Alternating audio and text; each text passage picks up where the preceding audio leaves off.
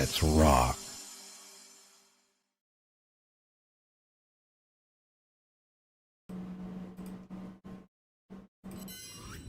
Hello, hi, and welcome. Hope everyone is having a good time. Yes, hope everyone's had a good day wherever you are. It is currently 2:27 here. Hey to Squirrel, hey to Adam, hey to For Me, hey, how you doing? This version of Duke looks like early 2000s Tommy Lee from Motley Crue. Wow, echoey audio. Is it echoey audio? Give me a second. I know why that is. Give me a second. Yep, that's why.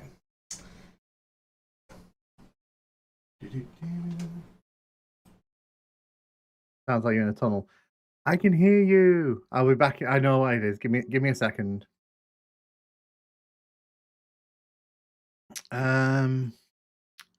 Where is it?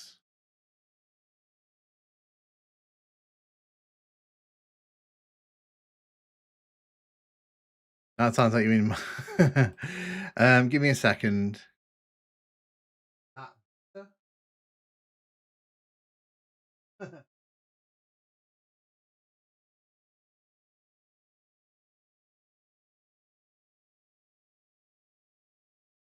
How's that? Better. Yes, cool. Yeah, no, I accidentally knocked out my microphone at some point. Must have been. Oh, it's gone. I can't hear you. Now can you hear me? It was weird, then went normal. Yeah, no, it's so basically I knocked my cable out of my microphone at my PC end. Yeah. Yeah. Hey, welcome. So other than the unfortunate tech issue at the start there, how's everyone doing? Hope you're having a good day. Hey to everyone who's in the chat. I turned my volume down by 2. Yeah, so hey Squirrel, hey Fommy, hey Adam, hey Tribal, hey Trial Wolf, I can hear you, you can hear me. Yeah, so sorry about that. Like I said, tech issues. So last night we finished up Duke Nukem 64, well, on Red Nukem, and I mentioned that I've been tinkering around with the PS1 conversion to PC, and people mentioned they wanted to see that. So I thought it would be fun for me to at least sort of, show that off a bit on stream. Hi, Mighty Whoosh. Duke Nukem Total Meltdown is so weird. It's the only PS1 game to my knowledge that has graphical options in the menu. You can turn off VSync. Yeah. So we're not playing the real version of that. I actually have that right here. So just a second. So funnily enough, I actually have a physical copy of Duke Nukem on PS1. So I can play that if I on my PS1, which is literally here, right next to the monitor. So I might do that one day. But this is really just showing off the total conversion, which was I think it popped up in 2018. This one, Duke. Teletext was lit. It was lit. I have Duke Nukem Collection on Evercade. That's the only one I've not played. I don't own an Evercade. I think it's so cool they put VSync option on a PS1 game. Looking very forward thinking. It was. And to be fair, if it wasn't for the fact that Total Meltdown has control issues and it has some performance issues at times, it would actually be a really good version of Duke Nukem 3D. How'd they ever put teletext in the USA? I have no idea. But what we're going to do, I don't want to waste too much time, so we're going to dive into this experience here. So let's just get going. So this is a total conversion that was created by dedicated fans of Duke Nukem. It basically brings over the PS1 features in pretty much their entirety. Even the weird intro logos. Remember CFAX?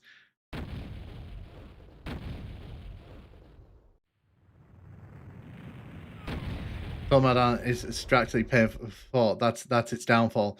PS1's meant to crunch triangles, not software render. So yeah, as I mentioned, what's really cool about this is that it's very faithful to. Obviously, it throws in a lot of improvements to because obviously we're using eDuke as a backbone here. But there's enough sort of they've really done a good job, I think, in capturing the spirit of what PS1 Doom was and is. And you can also see that they've added in the PS1 exclusive episode. Might do that in the next stream. because I think that's worthy of its own attention, time and attention. I do appreciate the board developers trying to port this build faithfully. Yeah, I do as well. I think like it's one of the things about this port I really like is that they really tried.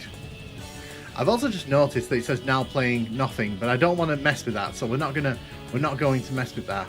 Just a second. We're not going to mess with that, because if I mess with that, then it breaks everything.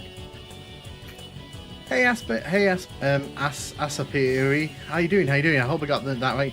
Hey Eduardo, how you doing? How you doing? But yeah, let's just dive in. So you can see here immediately one big difference. We only have 3 difficulties to choose from. Come get some. It's the complete opposite of Saturn. Those alien bastards are gonna pay for shooting up my ride. So yeah, the weapon being lower down on the hood, that is very much a feature of the PS1 version. They've even converted over the sound effects, so you can, like I said, this is not like a one-to-one like perfection, but it's a good. It places in the music, the sound effects, and it puts in like the new enemy models. So if you want to get like a flavour for what the PS1 version of Doom is like, this is a good attempt at that. But obviously with the convenience of the PC controls.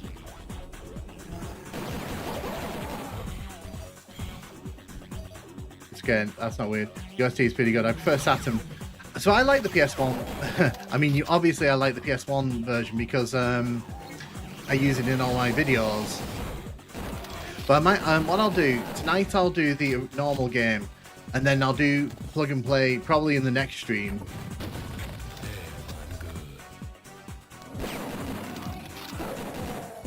Strange decision to remove difficulties, even if it's PS1 accurate. You'll also notice the Pig Cop's got a slightly different sprite. It's a bit leaner in this version.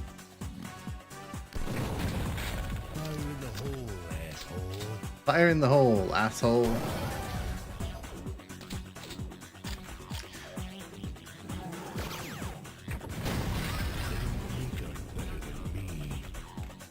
What I might do, I'll see if I can turn up the voice, because the music's kind of drowning out the music's great, but have you heard the outtakes of Duke Nukem recording sessions? I have. Hi Frame Rate Killer, I like your videos. Hey Frame Rate Killer. Strange, but yeah, no, I agree, it's a strange decision. But like I said, this is not the PS1 version itself. That's literally right next to me on the shelf. This is literally the PC conversion, so this gives you like a good flavour for what the PS1 version is, with the comfort of like the PC controls. But you can hear the enemies, they have different like sounds, which is pretty cool.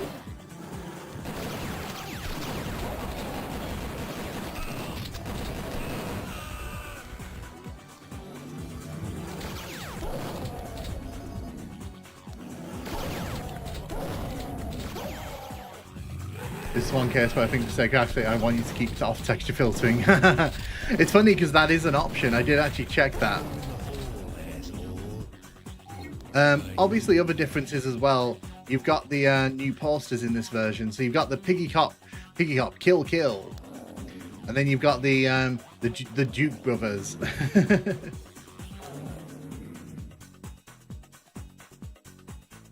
Wow, stuff from the 90s. Great, I got 3 more likes.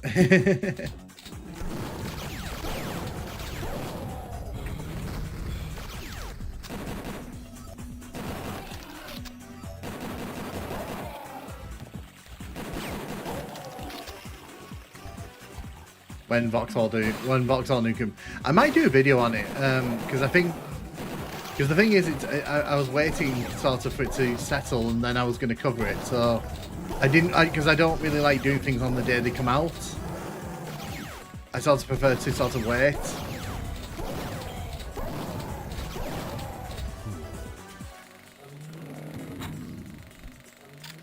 All the replacements in the various parts of the raunchy posters are infinitely funnier than the originals.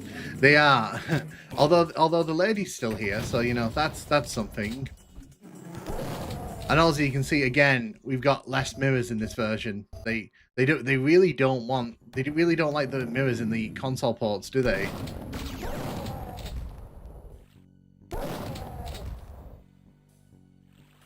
But you see this mirror here, so they do have mirrors around. It's just a case. Also, I'm not sure why the flames behave differently in this one. They seem to be a bit weird. Weird is the word I'm going to use for that.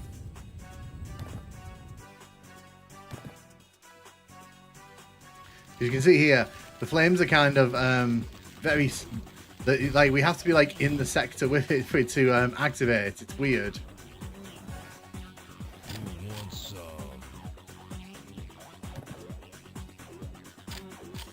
Have you tried the mod that adds voxels? I have tried it, yes. I will be trying. Like I said, I'll be covering that like in the coming weeks, because it's one of those things that I want to talk about, but I want to give it like the proper respect.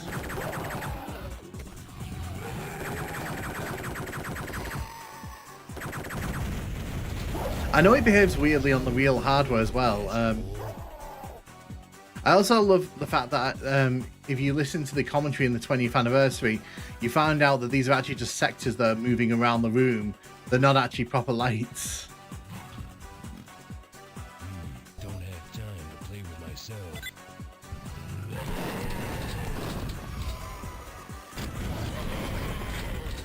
Come get some.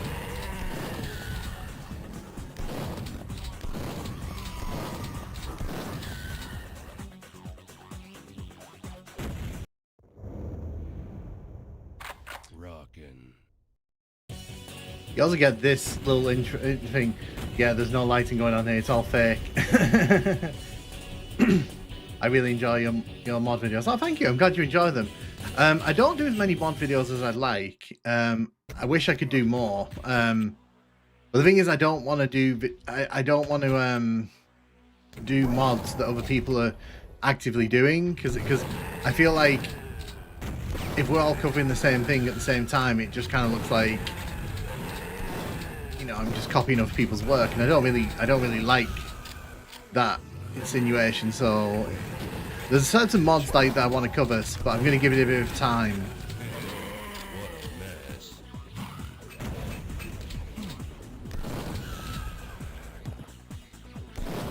I do love the music in this version.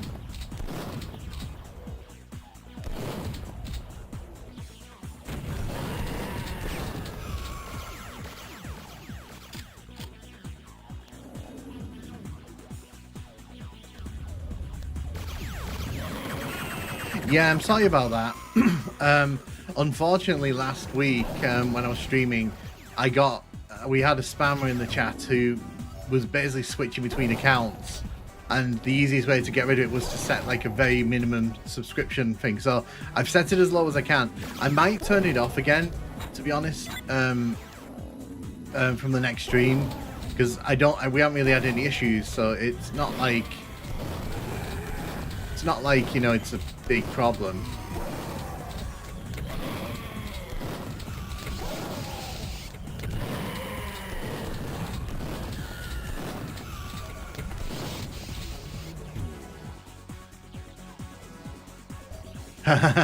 Yeah, you were actually, yeah, because you were here, weren't you?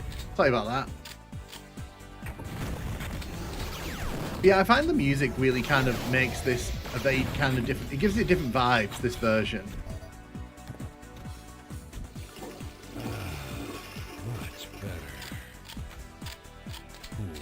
But you have to remember, if you're playing on actual PS1 hardware, the controls are an absolute nightmare in this version for no reason. They don't.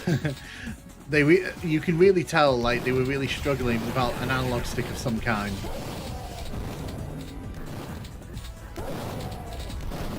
Hello. Goodbye. The explosions are mirrored. Are they? I'll try that out in a second.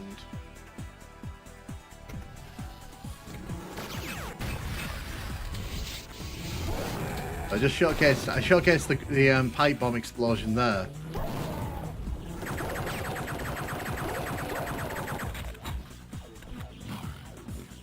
So in the PS1 version, a lot of the levels are pretty much the same. The PS1 version is actually the closest to the PC in terms of actual level design. So how do I crouch? That's a grand question. There we go. Yeah, that still works.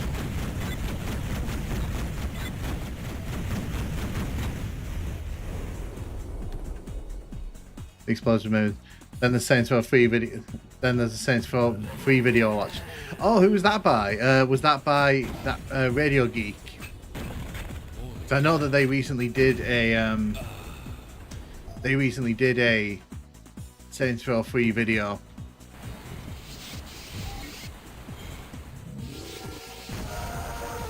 Is it me or does the sprite look slightly different on the Octobrain? It might be me, it might not be me.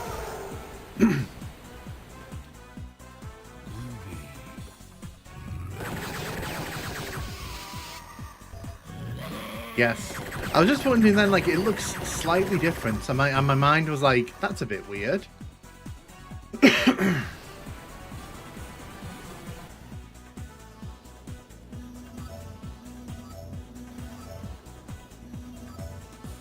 I think this high energy techno gives me is somewhat unfitting. Yeah, so the music in this version, it does shoot for a different vibe, but overall I think it's better. But I do agree with what you're saying. Also, like, I like how they've changed the color of the pool balls for no reason in this version. Why did I hear an Octobrain then? I heard that. There was it sounded like there was an Octobrain somewhere.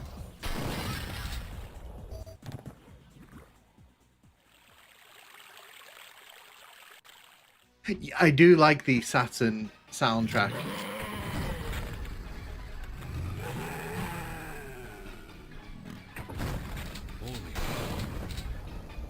Oh, we get a laser trip bomb here. You're not supposed to get those until...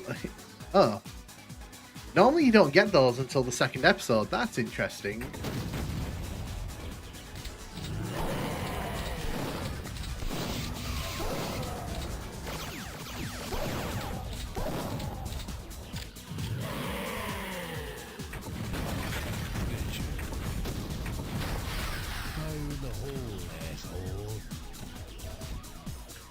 The bins of mirror too. Seems like they were scraping for any memory they could use. I can imagine, because obviously the PS1, it had that's one of the areas where it's limited in. Because even for PS1, Duke Nukem 3D was a very ambitious game. At least on the build engine. Like you said earlier, if they put it on a custom engine, who knows what they could have achieved.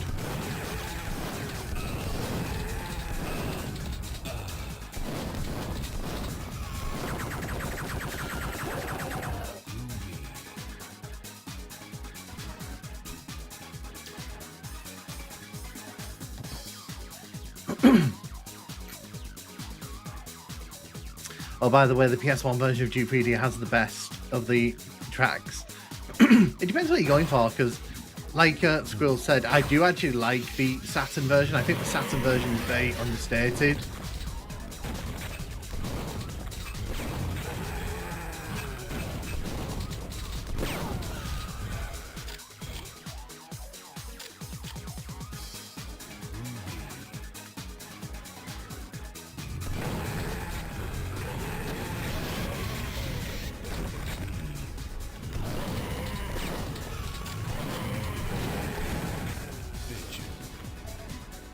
I love that we've been through this room like so many different ways in the last few streams.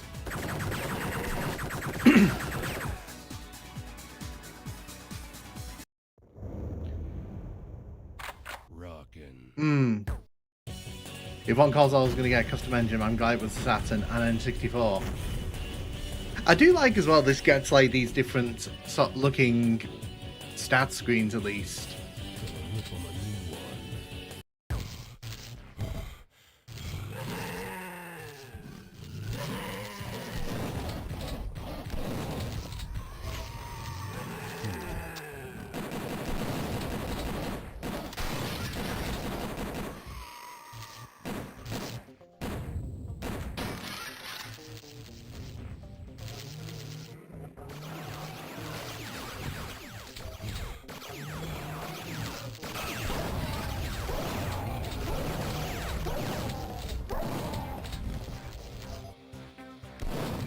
Take out the pink cop there.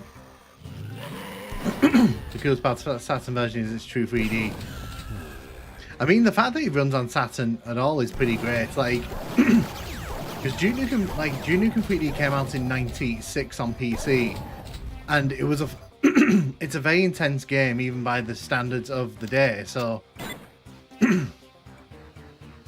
like I think we were talking about last night, the Saturn's a very underappreciated console in terms of power. People really kind of do it dirty just because it got some rubbish ports.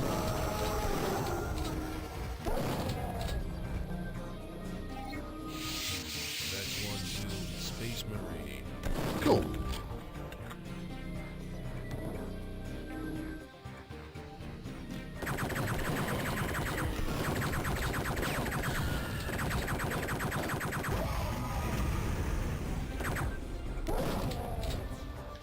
I don't get why critics give GTA games all the credit for the things done in other games.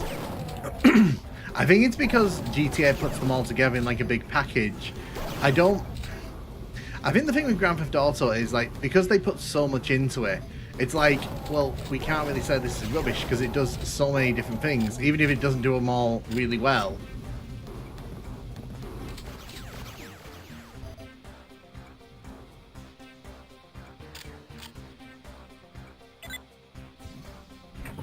I've never played Sonic R, so I can't really comment on Sonic R myself. But I mean, I could do it on stream one day. There's nothing stopping that.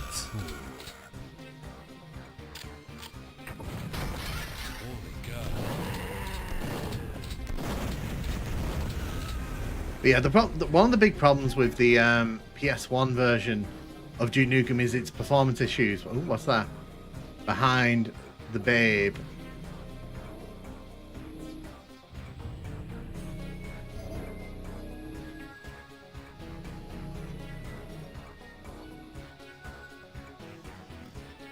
Sonic R is a good game, but it has a steep learning curve. Loved how companies acknowledged other games at this time period. Yeah, there was like a friendly rivalry. It wasn't like treated super seriously. Like Doom was being poked fun at there, you know, and I know that in Blood they poked fun at Duke.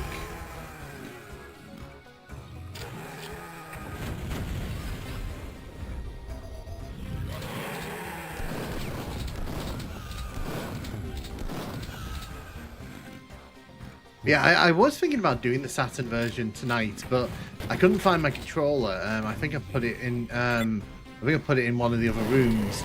So when we're done with the PS1 version of this, I'll play through the Saturn version. The Saturn version's got so many differences in terms of levels. It's one of the reasons you want to see that version is just for the different interpretations of the levels.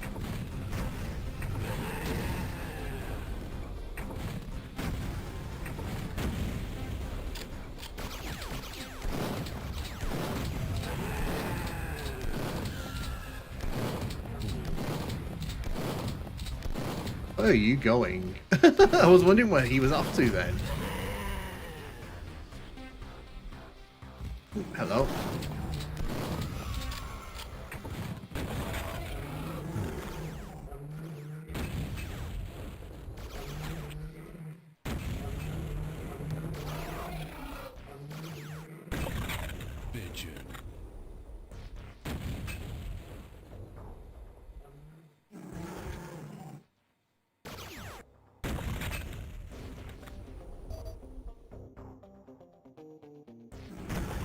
Suck it down. I'm thinking of how I can give tribute to Becky, Burger Becky. I want it to be, if you know, you know, Easter egg. I mean, that's a very lovely thing to do. Obviously, I did. The sad thing is, I did think about doing a video tribute to her, but I felt that, like, one, other people did a better job of it, and two, I felt that my 3DO video, because it came out around that time, it was kind of an appropriate tribute. So I'm happy that kind of all kind of dovetailed into one neat package. In terms of tributes for your game, like, there's so much you could do. You could pull from any of her projects, not just like for 3DO Doom. You could pull from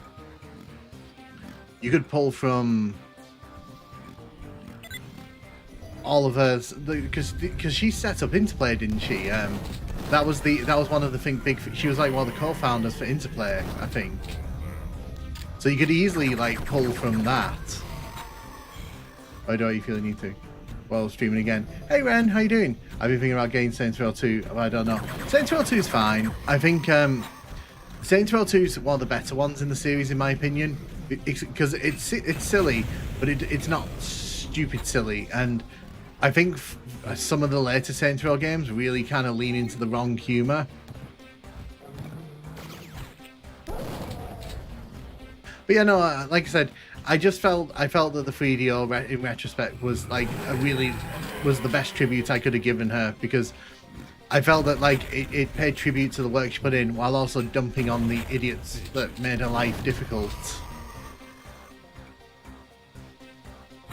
Which is definitely, which I'm glad that with the 3DO version of Doom, people have come to realize that she was like a hero in that situation, literally fighting against like idiocy.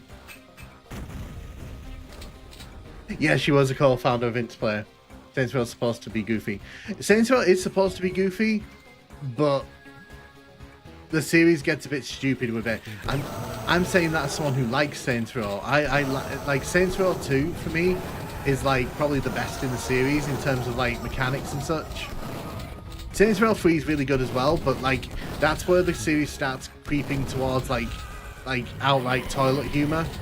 And then I can't even tell you what the fuck Saints Row 4 was. Like, and sorry, bleep. We're not supposed to swear too much, apparently. I don't know. I have not read the YouTube terms and conditions. Oh, right, this will make you all laugh. Guess what YouTube sent me earlier on? I have been granted early access to the AI generative video technologies using Gemini. They've sent me an email saying that it's in my creator dashboard if I ever want to make use of it. Very Becky, there's two Randys, unfortunately. Saints Row 3 was goofy fun. Saints Row was just off the rails nonsense. It's not on sale on Xbox. Saints Row is under 2 right now on some digital stores. Yeah, you should do. You should. I would recommend Saints Row 1, 2, and 3. I would not recommend 4, and I would definitely not recommend that new one. I've only played like an hour of that new one, and I felt like I'd seen enough of it. Oh wow, early access. Yeah, that was my fault. I was like, oh wow, thank you. You've made my life so much easier. FYI, I'm never touching it. I don't. They can integrate it as deep into the YouTube experience as they want. I will never touch that AI generation stuff. At least not to post on here. Never, never. It'll never happen. Although I did laugh the other day. Apparently, because Disney put a lawsuit in with Google, they've had to remove all of the AI slop Disney videos. So that made me laugh. That made me smile a little bit. We can't save the babes in this version. The devil on my shoulder wants you to use the AI generator for intentionally absolutely terrible video. I mean, the problem, I mean, the only way I would use it, and I'll say this to you, is if it was done in a humorous way. If it was done in a very, like, intentional way. But even then, I feel very dirty. I don't even really want to encourage it. Because the thing for me is, like, if I don't do anything with it, then it might go away eventually. I'm hoping it goes away. By the way, I will say to you all, you are free to go and watch the History of Doom videos. Those, they are very, very sloppy. AI sloppy, I mean. And sloppy. It's generally beautiful seeing these mega corporations fighting each other over AI. It's the fact that, like, a bunch of Disney creators have basically just had their livelihoods upended completely. Because now they can't make their sloppy AI videos on YouTube anymore because Google's now terrified of that lawsuit. How did you get here? Favorite moment in Saints Row was the They Live reference. Yeah, good. I like I said, on the Xbox 360, I loved playing through. Saints Row 1, Saints Row 2, played through Saints Row 3, and then Saints Row 4 when that came out. It was kind of like, I don't know about this.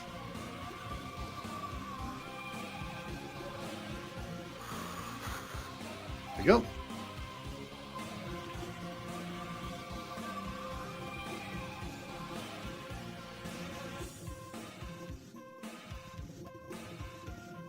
Oh, that channel I sent to you on Discord. I didn't even bother watching any of the video. I looked at the video preview on the thumbnail. I felt my soul leave my body. So the thing is, YouTube's been recommending me the videos for weeks now, and I've chosen not to watch it. But then you sent it to me, and I was like, you know what? I'm gonna see what this is about, because obviously, like, I need to at least be aware of it. And it's literally like the most sloppy content. Like, the HUD at the bottom glitches out every like 2-3 seconds. It's like, and the worst thing is, like, the person running it, they've made a second Doom AI channel. So they've not just got one now, they've got two, and probably more at this point. But it's like, ugh, really?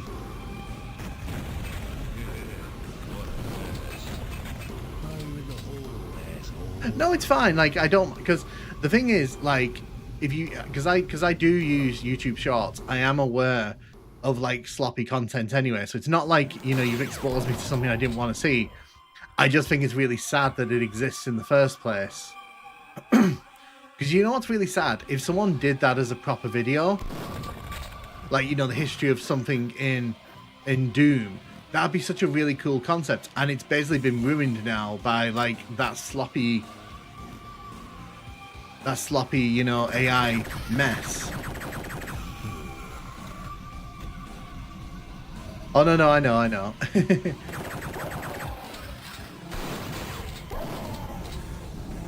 But I guess, you know, people watch it, and when I was reading the comments as well, it was clear that not many of those people were Doom fans. They were just kind of casual gamers.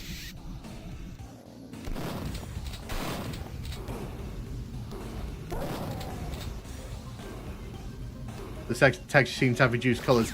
Yeah, so that's why I think earlier on when we looked at that pool table, it was it only had like a limited like number of colored balls on it. Giggity.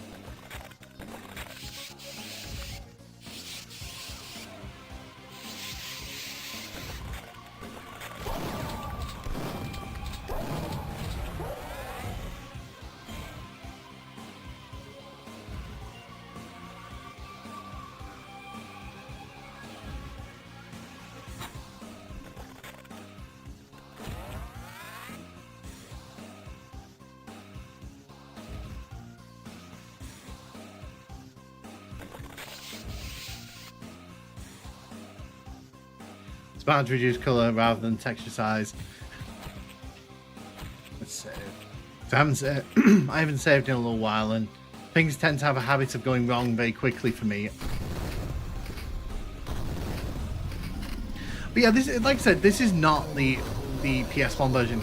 I might do a stream off the PS1 in the near future, because I think that would be pretty fun to compare against. But for now, I think like this is a fun sort of way to sort of look at the different sounds, the different textures.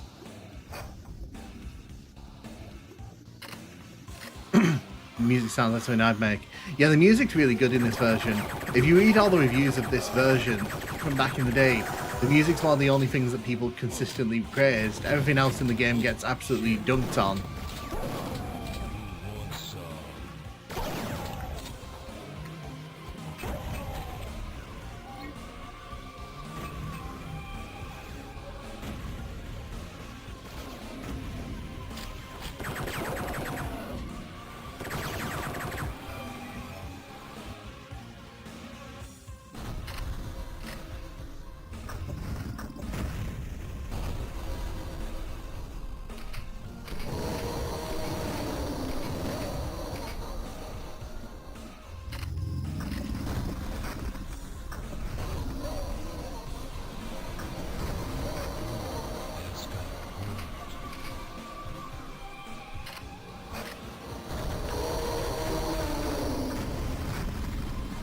Hello.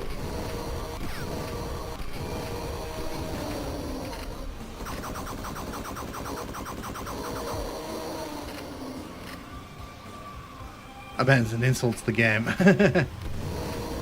Okay, I just learned the Xbox One sale will happen in a few days. Yeah, I don't think the Steam sales started either, so I think it's one of those situations, I think, where you've got to... You just gotta wait. What was funny earlier, I saw that the Tomb Raider series is on sale on Steam. Like, they really want people to buy those, you know, 2010 Tomb Raider games. And I'm like, no, thank you. Holy shit.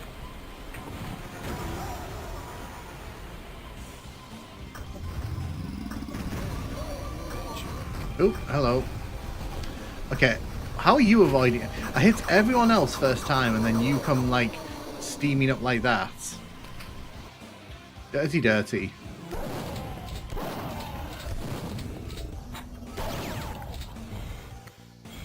So, I think they've changed this room ever so slightly. Because in the PC version, there's a window here, but I think they've just got rid of it in this version. Not sure why. Maybe it's because this is such a big area. They didn't trust the performance issues. Dang it, I'm late.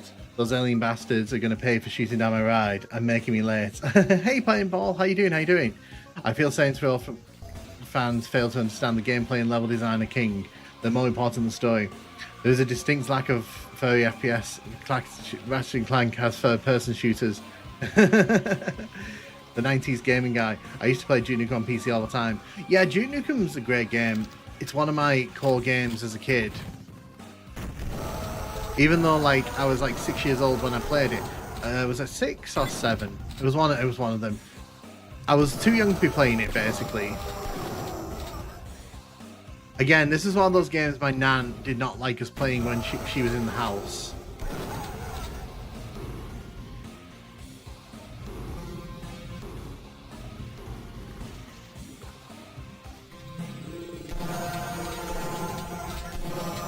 Yeah, the sprites for those are like a bit... Are they a bit paler? They just look a bit off, like they're a bit sick.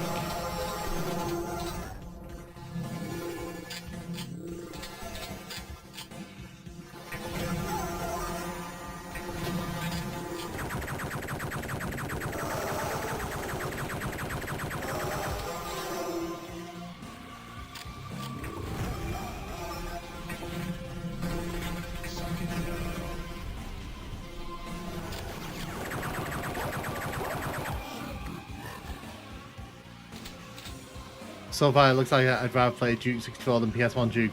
All that extra content and weapons gives it a novelty factor. I agree. I honestly agree.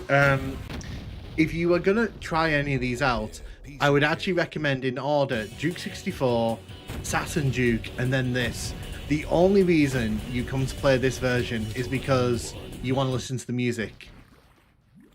Because the music is pretty baller in this version. No waves. The sprites look pale and less detailed.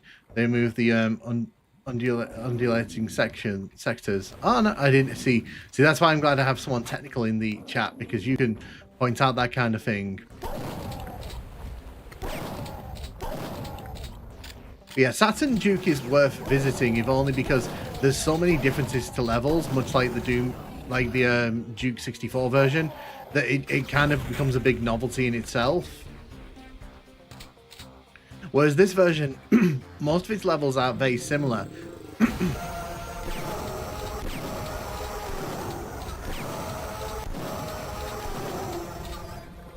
Duke 64 is still good. I need to play Saturn Duke if I'm a real... I have a real physical copy. Oh, nice. Excellent. I wish I had a Sega Saturn. It's one of the consoles that when I eventually can sort out my financial situation, I would love to own a Sega Saturn, so I can play Doom natively on it.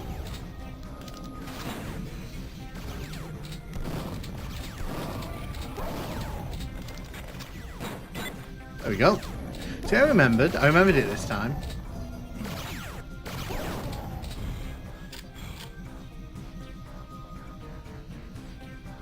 Tattinger was using the Power Slave engine. Yes, that does not use the build engine because I think it was that.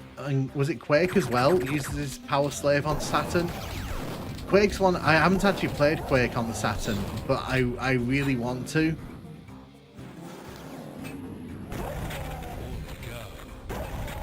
Like, 90s game developers do not get the credit they deserve for squeezing games where they did not belong.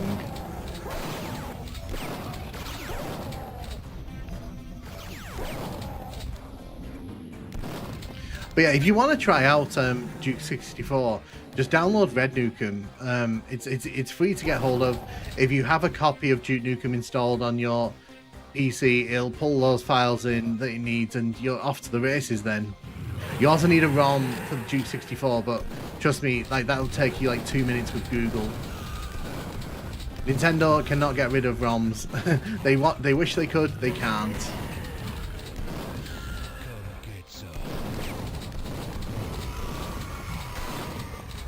I also see more of Duke. It also seems to be more of a true sequel to Duke 2 than Duke 3D itself. Now playing this game with OG N64 controllers is so strange to me after playing with a keyboard for years. I have Saturn, but sold it a while back as game prices were getting out of hand. Saturn Duke was a masterclass in programming. Just look how terrible Doom turned into. Yep, pretty much. I have PC Power Slave back in the day, but mostly enjoyed Strife. Strife is a game I really want to cover. In fact, I have that on my installed because I really want to talk about that in a video. So Strife is a game that is very much on my radar at the minute because when I was a kid I played the demo of it, the shareware version of it, because that had like the first few levels on it.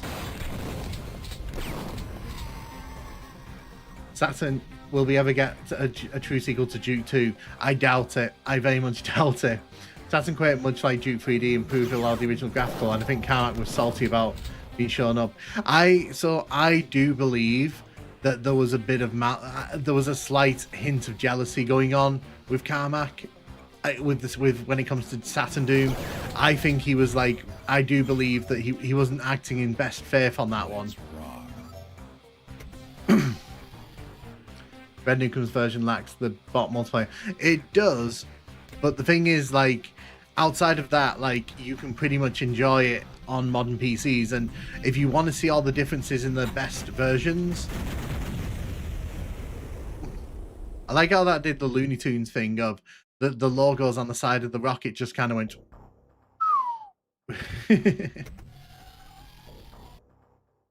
Duke Nukem 2 is so good. Remember back in the day, he said I'm back, and it blew my damn fool child man out. I also have Duke Nukem 64 and N64. Hey James, how you doing? How you doing? Yeah, so I have an EverDrive. Like, I can just a second, because it's literally here. I can show you. I've got an EverDrive. So the thing for that with that is, like, I can play on real hardware. So if people want me to, I can play Duke Nukem 64 on real hardware. Like, that's no problem for me at all. It's just a case of me putting the power plug back in because I love Nintendo 64. Part of the reason I'm setting up the second channel is because I want to cover more Nintendo 64 games.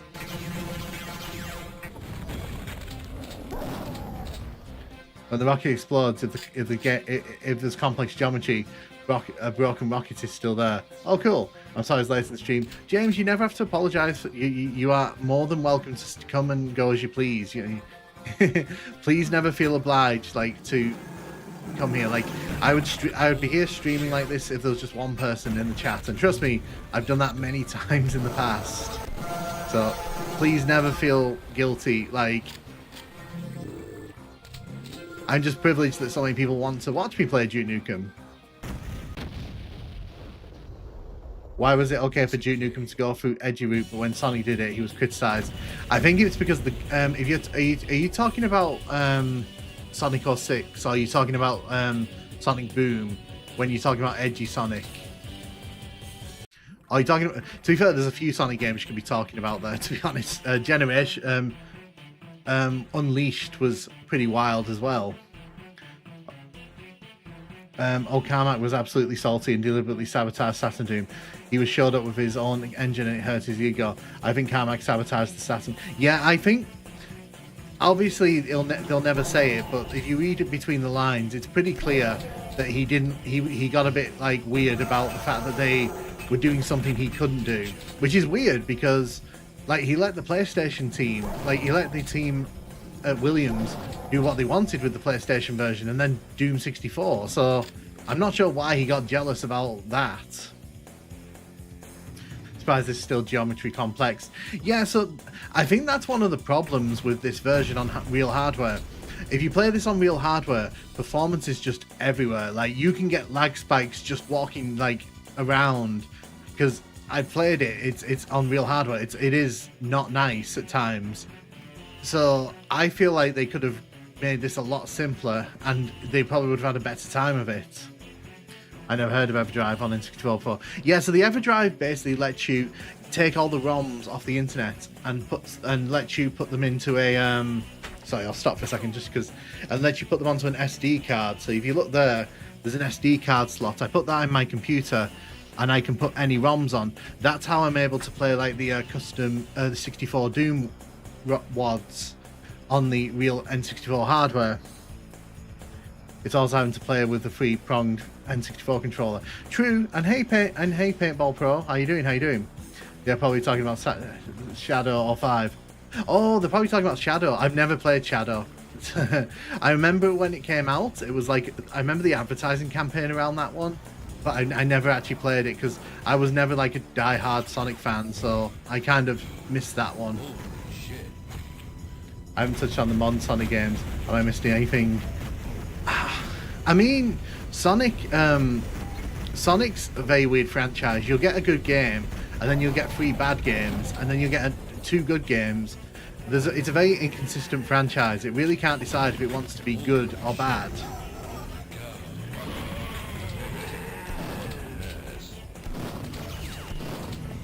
I thought Carmack is a mainly engine guy with a focus on graphics. Yeah, but the thing with Carmack is, like, he doesn't like being shown up, I don't think. I think that he has a bit of an ego, and when he gets shown up, like, because if you're not aware of the Saturn port, the team that was working on it, Rage Software, they wanted to use a different engine. They had their own sort of engine in development. They had it because the Saturn has a very unique setup, and they basically wanted to use an engine that worked best, but Carmack looked at it and was like, nah, there's a bit of texture warping. Was it texture warping or wrapping? And again, it's just one of those things where it's like, who would have given a damn? No one would have given a damn, trust me. People whining because of that happened 20 years ago. No man, Carmack was obsessed with graphics. Wow. There is an SD card to play ROMs like Doom WADs. I'd say playability, performance over pretty graphics. I can die high as I am the die hardest of Sonic fans. You have my sympathy. You have my sympathy because you've suffered over the years because of that. By the way, I just love the way that flame didn't start until, like I said, we were right up next to it. That was really weird. Sonic was cooler in the 90s. But yeah, how do people go care of Duke? I think the thing is, Duke. I think people in the like '96 were kind of hungry for edgy. So I think Duke gets away with it.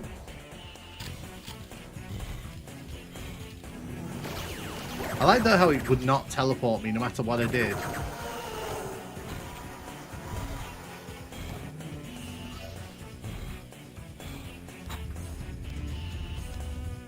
It was the 90s, texture warping was probably the last thing people cared about. Genuinely, if you played Duke Nukem on PS1, it's got texture warping out the ass, and that's the least of the game's problems. If the performance was more consistent and it had texture warping, I guarantee no one would have given a crap. No one would have given a crap. Where's that damn fourth Chaos Emerald? I love Sonic games, but Sega should do something else. The flame in the last room did that. I thought I was losing my mind. No, it seems to, because it does that on real hardware as well. That isn't a quirk of this version of this. It does seem to be a thing.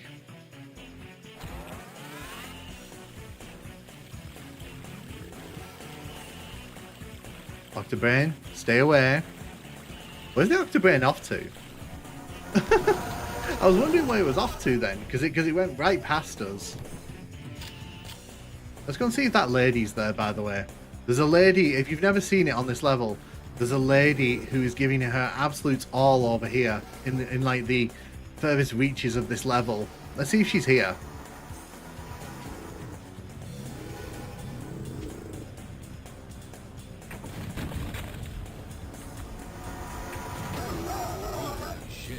Getting rid of the Octobrains as they follow me. Cool.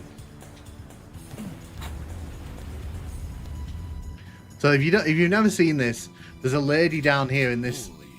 There's a lady down here who's giving it her absolute best. I'll let you enjoy that for a second while I catch up with chat. Duke in the first game was a smartass. I agree. I also played Sonic 2 on the Mega Drive. There really aren't any Sonic games made by Team Sonic. Yeah, it's called Bad Sonic. Sonic 06 is glitchy and mediocre. Doesn't really constitute years of bad games. Keep in mind, Sonic Team did not make Sonic Boom for Wii U. Yeah, and the thing is, the Sonic Boom, they tried to cram that onto the Crytek engine, which was not designed for the... Which was not designed for the Wii U at all. So I don't know why they did that. Maybe they just didn't want to pay Unreal. What is the Duke Nukem 3D experience, by the way? Duke Nukem 3D experience is crazy. Like, it's a good game, great game. We're playing on a conversion that brings over the PS1 version to PC. It brings over a lot of the oddities as well, so it's actually pretty good to just kind of see the differences. She's living her best life. Dear, I don't mean to be triggered, Sonic fan, but there is so much bad faith in discussion. So the thing for me is, like, because I remember when, was it Sonic Forces came out? It wasn't even a bad game. I think it was just people were expecting it to be something else.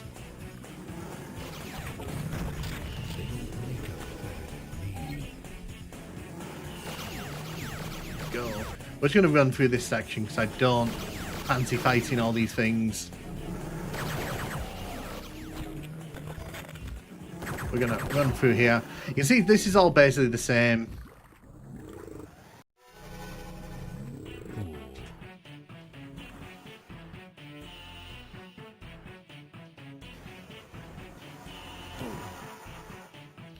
Go, let's go.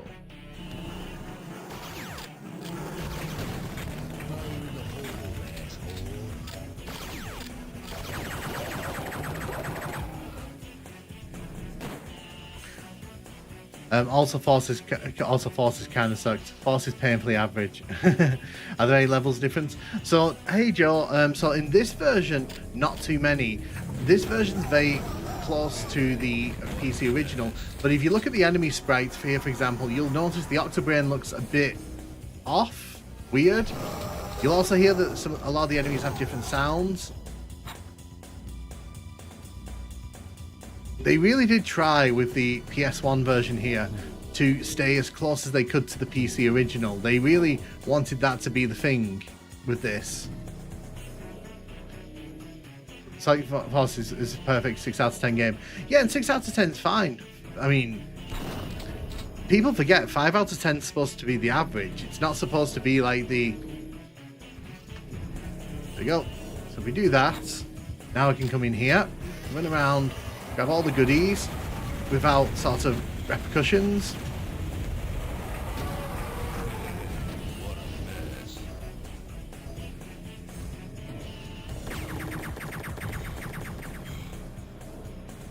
So I bring him to this door here. I don't like talking about Sonic to non-Sonic fans. It's a series you've either got to... I mean, my partner, my partner gets all the Sonic games for free because of their job. So whenever a new Sonic game comes out, they get very excited about Sonic because they like Sonic. This level is supposed to be dramatic from an environment standpoint, but it's a mess. This level's kind of weird. It is one of those weird levels. It wants to be like dramatic and such, but like I feel like it kind of misses the mark a bit.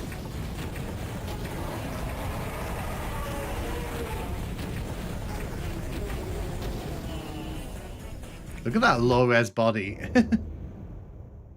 Rocket. What do you do anyways, besides YouTube?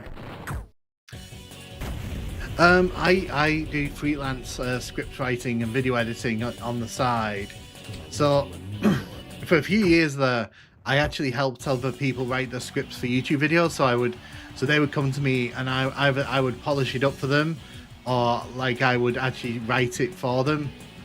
Not big YouTubers, just like small to medium-sized YouTubers. So when people say like, how do I get scripts out that quickly, as quickly as I do, it's because I've got years of experience doing it. And also video editing. When I lived in London a few years ago, I used to do that freelance when I worked at the hospital. I'm a big fan. I came to watch Duke Nukem, lol. You did. You came to watch Duke Nukem. So like I said, what I'll do in the next stream, and I'm not ending the stream now, by the way. I will play Plug and Pray, because the whole thing is in here. Come get some. Who wants some? Look, we got stars tonight.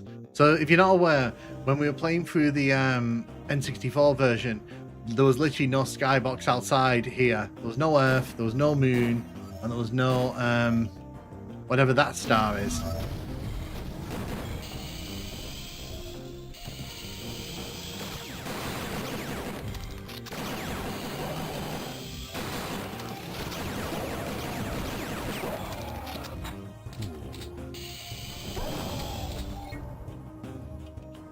That's okay, Candace. Also a big cat, well, also big the cat. But yeah, because obviously Duke Nukem, doesn't the voice of Duke Nukem, St. Paul, doesn't he do that big's the cat? I know, do big's the cat, what a phrase that is.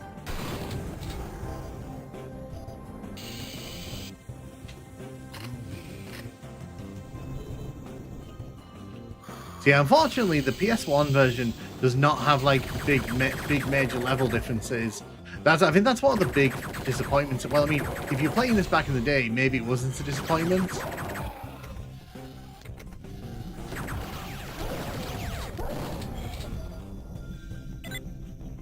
Imagine my turmoil as a Duke and Sonic fan. But yeah, imagine if Doom on PS1 was a Duke 3 PS1's level. I don't think we want to imagine that. I think Doom on PS1 is kind of an achievement in itself, because the thing is, Doom on PS1 is still, in my opinion, one of the best FPSs on PS1, even though it released like right at the start of the console's lifespan. I think it's just like it set the bar, and a few other FPSs came along that really changed that up. Was he just like lying on the floor, by the way? Did anyone else just see that?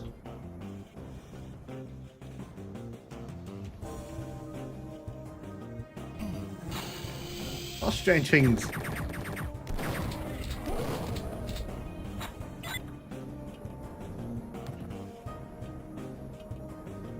Random 3D float effects, the text engine.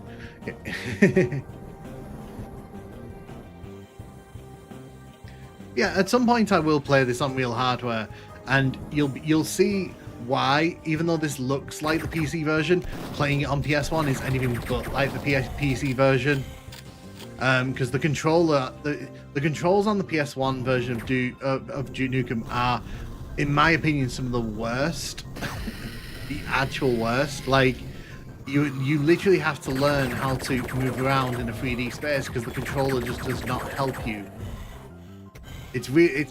There's a real learning curve to the controller, and you've got to get it, otherwise you won't survive. What other game franchise do you absolutely love besides Duke, of course, and Sonic? I'm crazy about Prince of Persia and Castlevania.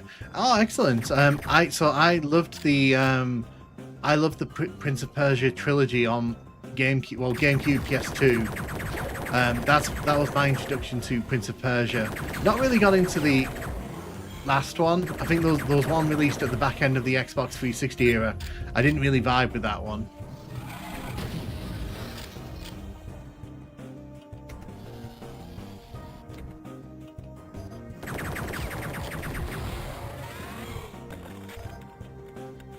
But in terms of franchises I love, big SimCity fan, which means, you know, at some point I will get round to playing SimCity on the channel. Piece of cake. One franchise is maybe Super Robot Wars.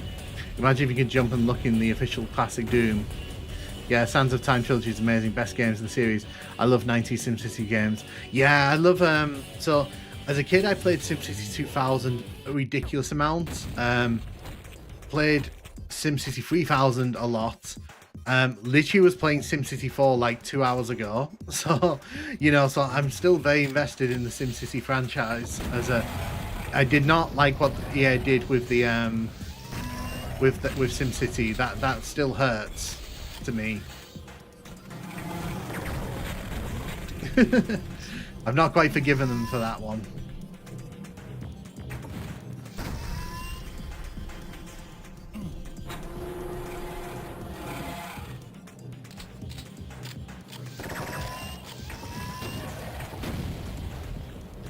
Warrior Within is my favourite. That's really edgy one. It is. Warrior Within is the one where he gets like the emo cuts. Because that's the second one, isn't it? Doom, but with Heretic and Hexen's flavour. So I love Heretic, love Duke Nukem, love Doom, love SimCity. Never got into Quake. Unfortunately, Quake was one that kind of I didn't really take to. I played the N64 version all the way through. I played the Sherwood version on PC back in the day because my dad actually got a Voodoo card for our DOS PC so that we could play Quake properly. He loved it. I think I played it like a handful of times on PC. So I like that's very weird. Oh wow, okay. The way that the ice particles shoot is very weird. I used to be a Quake guy, now I'm an Unreal guy. What can I say? I love edgy games. No, it's fine. I mean, it's obvious, but it was obvious that they were kind of going with that because if I remember rightly, didn't the second one, Warrior Within, have like a really edgy soundtrack as well?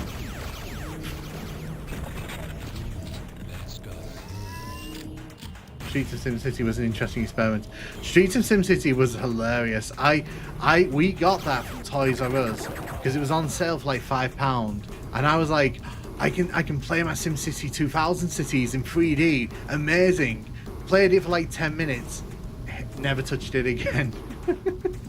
that Streets of SimCity is the biggest pile of spaghetti mess I think I've seen out of the Sims franchise overall. That and Sims Animals, that was another one.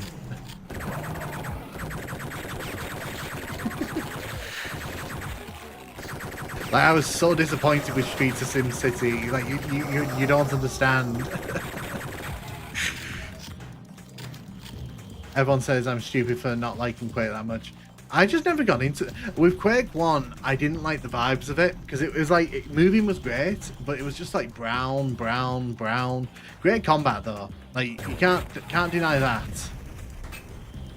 SimCity, don't forget Dacre Chat. Yeah, exactly. It was 5 minutes amazing, then immediately forgotten.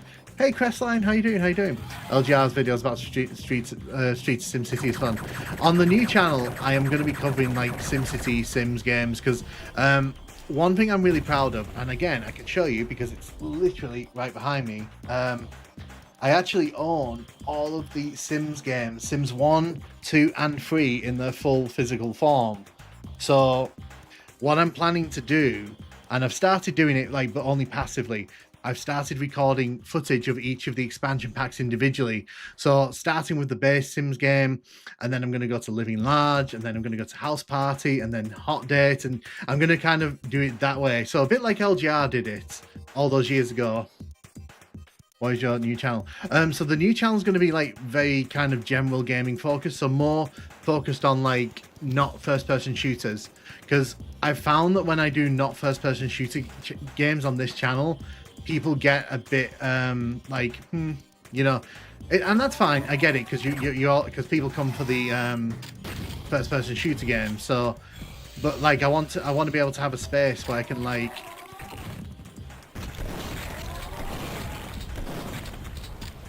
Yeah, the plan is to launch that. I should have launched it already. Okay, hold up a minute. We need to talk about that. We need to talk about that. That's the expander. Like, what the hell is that? It's like a giant rock. He's just holding a giant rock. LGR's videos about shooting statistics for fun. The original creator had Warrior Within returns to the series, which is third person tone, effing down so much. What is your new channel? I don't like Quake all the time, but really grown on me in recent years. I need to go back and play Quake. I think I was harsh in my youth on it because I think with Doom, I love the energy of Doom, and I think because Quake didn't match that energy, I kind of was a bit more dismissive of it, and I think that I think that's going to be one of the series on this channel that I'm going to sort of do in the new year, where I kind of go back and I reassess if I was wrong about Quake. Because I know Quake's a good game, I just kind of it just never hit me. Where are you going? There you go. Quake had no character. Quake 2 was tedious for its own good. Quake 3 was an arena shooter. Quake 4 got Raven thrown in the COD mines. I didn't like Quake at the time. Yeah, the original third game was a lot more Warrior Within. I also like Quake 4. I actually like Quake 4. I really, really like Quake 4 because Quake 4 for me, it's just a fun version of Doom 3. That's how I view it. It's a bit more action orientated than Doom 3. Quake 1, what is that? Yeah, no, I was thinking that, like, what is that? Also, like, look at the state of the pipe bomb sprite. Oh, hold on a minute, Rory. I love you, Ken Silverman. Thank you so much, Roy, for the £10 super chat. That's really lovely of you. Thank you, thank you. I really appreciate that. Thank you. Yeah, no, thanks. Yeah. No, honestly, that means a lot to me. Thank you.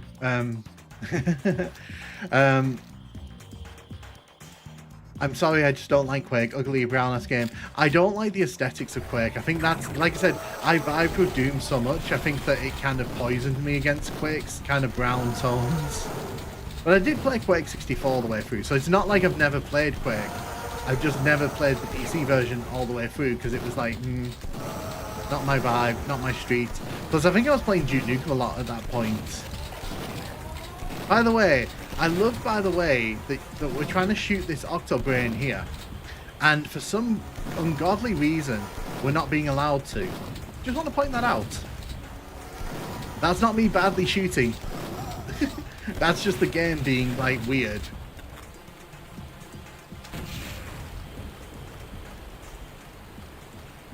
What's wrong with arena shooters? I don't mind arena shooters, but I'm just not I'm not a multiplayer player, so I don't get me started on Doom 3, lol.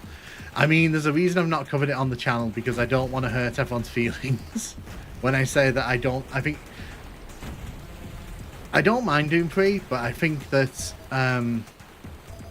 there were definitely some choices made with that one. They're fine, I just don't get along with them anymore. They're fine. I interfered in Quake. I come here to jump into the live stream and get guy spreads love for Quake 4. Instant thumbs up. Oh, hey Anchor, welcome. Yeah, no, I love Quake 4. Like, maybe it's because I didn't really play the early Quake games, like I said, properly on PC, because I've never played Quake 2. Because obviously, because I didn't like Quake 1, I wasn't going to go and play Quake 2. So I've never really played Quake 2. So again, these are going to be first time when I cover them on the channel. It's going to be like first time players of them. But I have played Quake 4 all the way through. Love Quake 4. Quake 4's good. It's a very dumb game, but it's a very fun game. It knows exactly what it's doing. Did you all see that then? That trooper spawned in and then instantly got pulled under the water. We got some fun stuff going on in this room. This room is like a bit crazy. What a fucking throw. I know. Nukem, you can't chat so casually about that amazing pipe bomb throw. I mean, to be fair, like, I've been playing Duke Nukem for the last for so many years. Like, I do enjoy a good pipe bomb throw. Except for that one. That was terrible.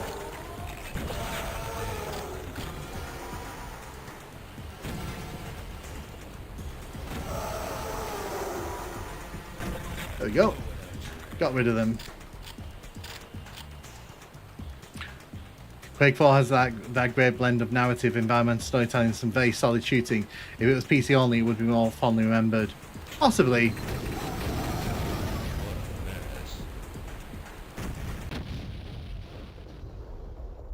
Piece of cake. Prey though was the best Doom 3 engine. I loved Prey. I actually went and bought it the day it came out, and to my mind, that is one of the best games that came out in that first year of Xbox 360. Like I adore Prey, and it's sad because like I was really hyped for the sequel that we're never gonna get. Well, that happened. Oh, well, we're starting from scratch here, aren't we?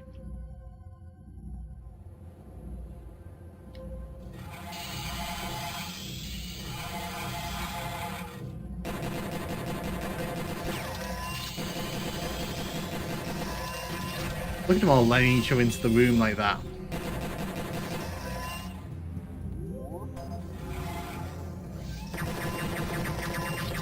Okay, where did you come from? Everything else in the room makes sense to me, but that enforcer there did not make sense to me. There's nowhere outside. Wolfenstein 2009 was pretty good too. I used the tech. Quake 4 was Doom 3, but more fun is how I perfectly describe it. Quake 2 was definitely not Quake. Agreed. This song reminds me of Psycho Mantis fight. Just tuned in. What's he playing? Red Nukem. No, so I'm playing the conversion of PS1 Doom to PC, because this is the best way to play PS1 Duke Nukem 3D, let me tell you.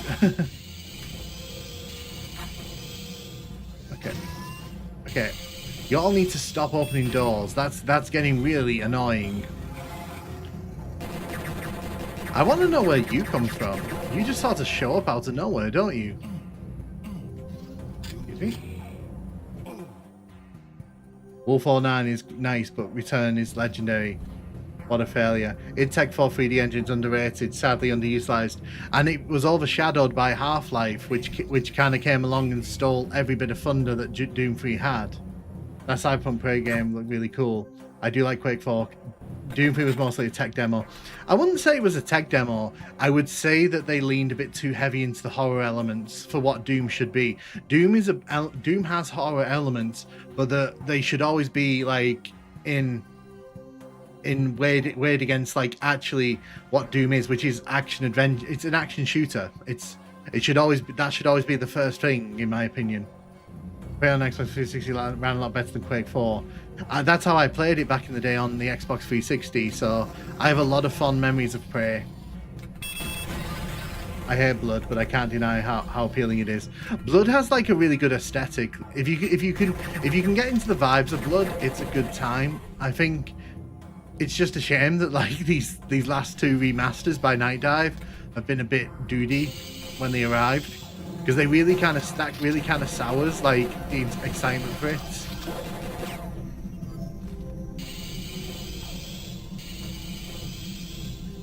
Quake 4 and 360 had a short development cycle too.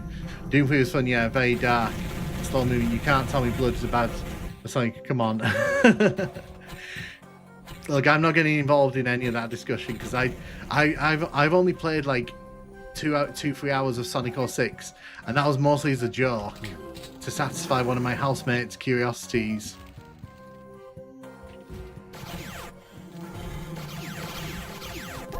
But if you all want to like go at it, you can talk about that to your heart's content, because I have nothing to add to that conversation except the load times, all the load times. 4:30 a.m. here. It is currently 3:40 a.m. here. Exactly. Half-Life 2 and its stolid text modding potential. I prefer classic Shadow Warrior. I will get round to Shadow Warrior. It is very much on the pipeline somewhere. I said that for a lot of games, but the reason I say that is because I am looking to cover a lot more games on the channel, because at the minute I kind of move between Doom, Duke Nukem, GoldenEye, and now Heretic, because I've started doing videos on Heretic, which is really fun, by the way. It was quite fun to see people arguing about my last Doom and Heretic video.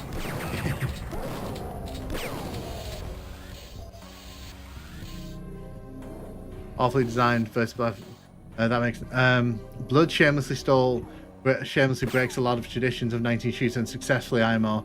I'll admit it isn't for everyone though. IMO Doom 3 was shaped into a horror game as soon as they saw the stencils shadows. Yeah, I can imagine that like they looked at the way things were going in development and they were like, wow, we really had to sort of play up the shadows in this. By the way, I will point this out every time we come to this. I love that there is still a missing texture there. They don't fix it in any of the versions. It's quite funny.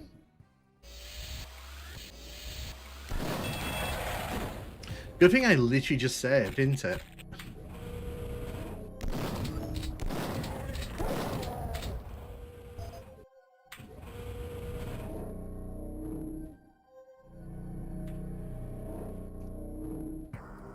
Basically, Quake 2 was a completely different game from Quake 1.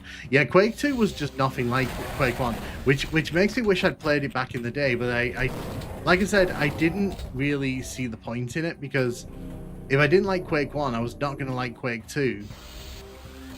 At least that's how I kind of viewed it.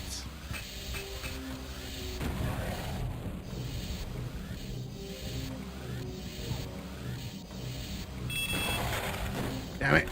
What I'm trying to do, I'm trying to trigger them to come to the door so I can shut it and blow them up. They're not looking for mixing textures when they re-release the games. Am I the one in here from the US? I'm almost 11 PM here. No, it's I mean, so I'm in the UK at the minute, so right. I need more health. I really need more health. Let's see if we can go and find health. There we go. I did need that. Thank you, Duke.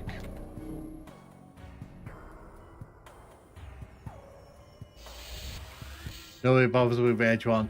Rage 1 is definitely the awkward stepchild of the id Software gaming library. It's definitely that game, I think, that it never really found a proper audience.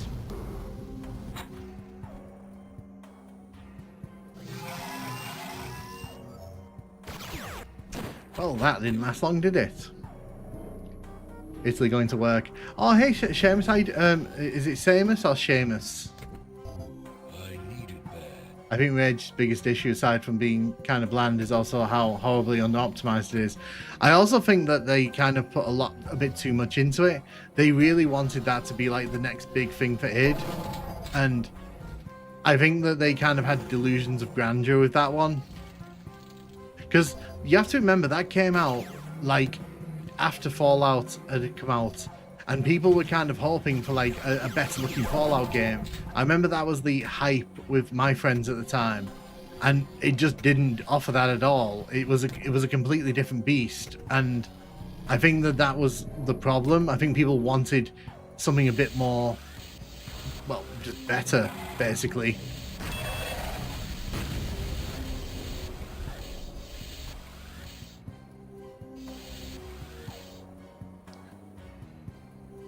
People called Saints Row 2 the real GTA 4. I mean, I remember that Saints Row was positioned as the sort of answer to GTA 4's serious tone in the marketing, so I mean, you're not wrong on that one.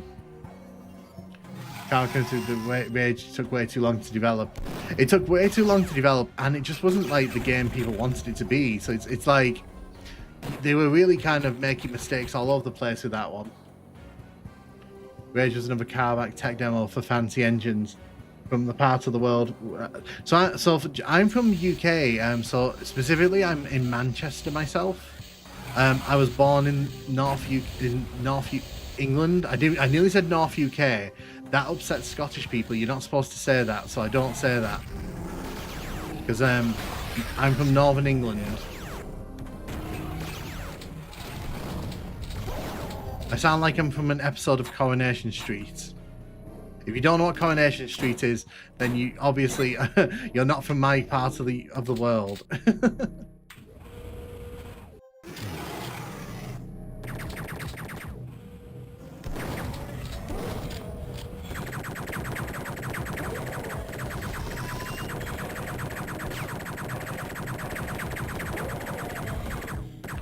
Also, I've noticed in this, they've changed the key colors around, because this is normally a yellow key that you get here. But they've changed it to blue, and that's happened a few times. Yeah. So make from... remember Unreal came and it was meant to be the Quake killer, but visually I forgot Quake. So Rage is a beautiful game, but that's because it has that, was it mega textures? It has the mega texture technology that Carmack wouldn't shut up about in interviews for like years. Because I think Quake Enemy Territory had that as well. Like that was like one of the big like selling points for that game was like look at our like mega texture. Was it mega texture? I can't remember what it was specifically called. It had some stupid name like that though. And Carmack was like, I can squeeze down like 2-3 gigabytes of unrendered textures down to like 20 megabytes, and it was like, okay, but is the game any good? Oh geez, look how big he is. Oh my god. Oh my god, look how big that is. That is terrifying. Oh my god, I did not expect that.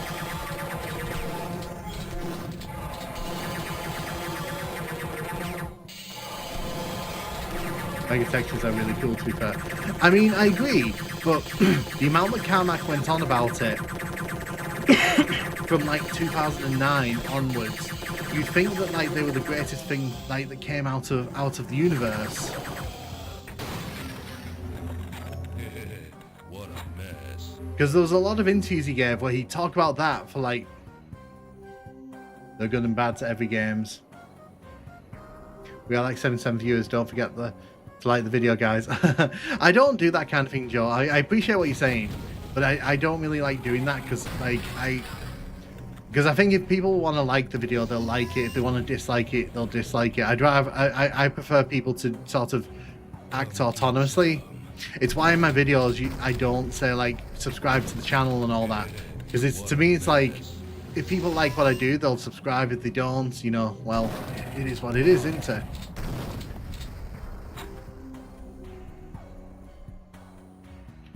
Well, it's just so cool, I guess. Technology had to be done for someone, good or bad.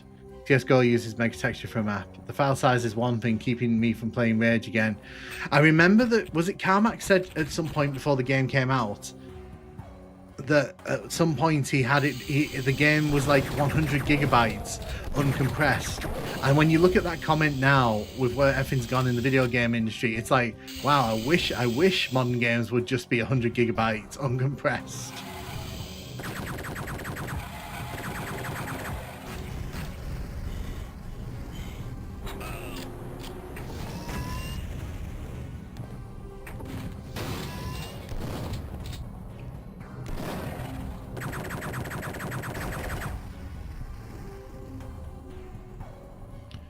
Rage is 21 gigabytes. Yeah, so like I said, I remember in one of his interviews, he was boasting about how like uncompressed Rage was like 100 gigabytes, and it's always stuck with me because like these days like Call of Duty games are like 200 gigabytes like minimum.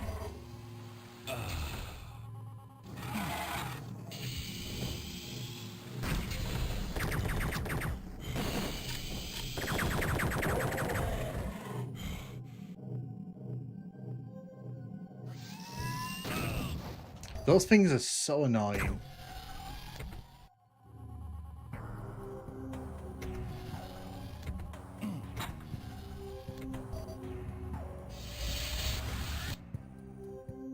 We're going paying a quick visit to the Star Trek set here.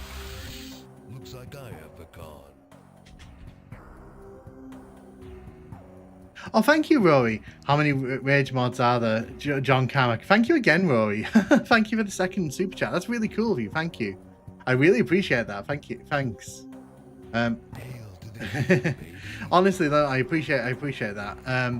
I also have to appreciate the fact that in this version, like, this looks a bit better than the N64 version.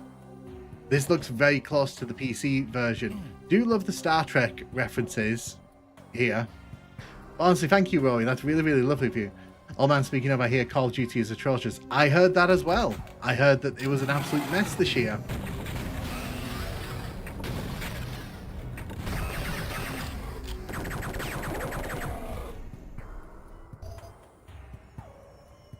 I've also heard that it is an absolute barn fire this year.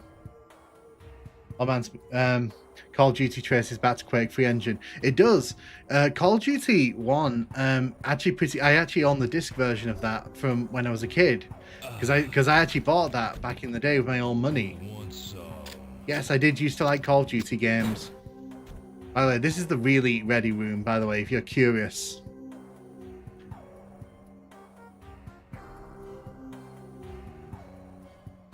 Call of Duty finally failed this year. This is the year, I think, where it's kind of committed the sin of going too far in the stupid race. Captain's log. I agree. Generation X, buddy, big difference. I appreciate me too, thanks. No, honestly, Roy, I appreciate it, thank you. Anki, yes. Picard make it so. Advanced Warfare was my obsession for like 2 years.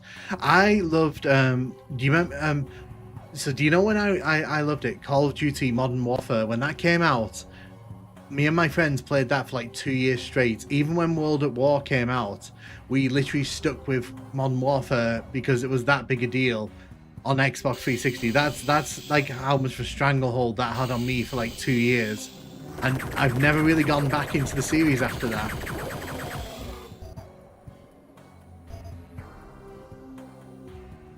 I used to use the nades. I don't know if you remember, but like the nades in Modern Warfare were like ridiculous. If you could learn to shoot them, like they were your best friends in multiplayer.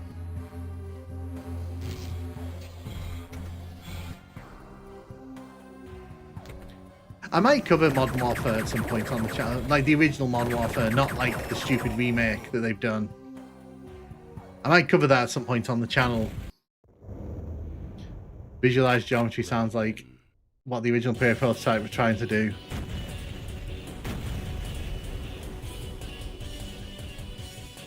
I do like this screen. Like I said, I like that there's a bit more personality here. Duke has really fat lips though, and it looks like he spends a bit too much time in the Botox chair. Activision just can't let Call of Duty die. No, Activision have milked that franchise into a coma. I don't care how good your game is. There is no reason for it to be released every year. Not in this day and age.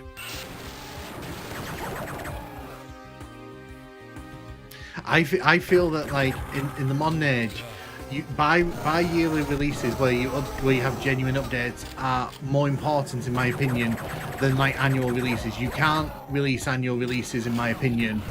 It's very hard to justify that.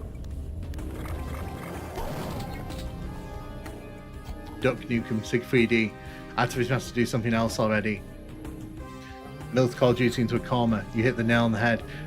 I'm just so over realistic games. Give me, yeah, exactly. I'm like this hyper realistic military shooter aesthetic like has been around for too long, and I'm kind of glad that we're kind of seeing the like beginning of its downfall. Oh, cool. So I do not have a jetpack. That means I'm gonna have to actually do this level. Cool.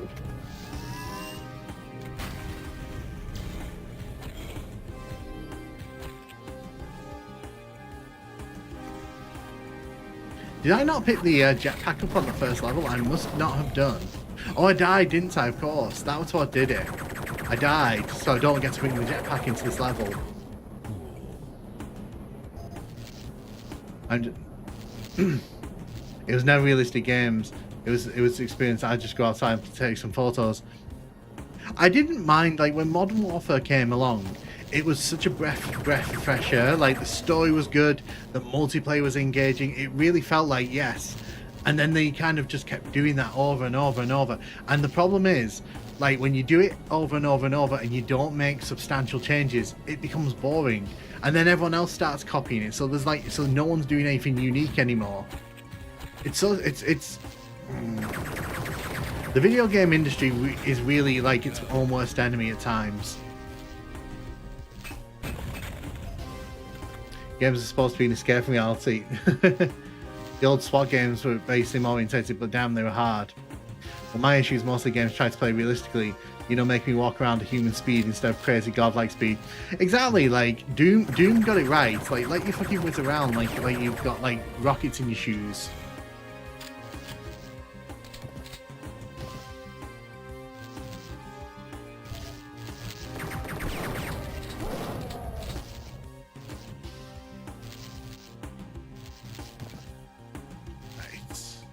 go. No, we can't go there. I think we have to go down. Yeah, so we have to shoot that.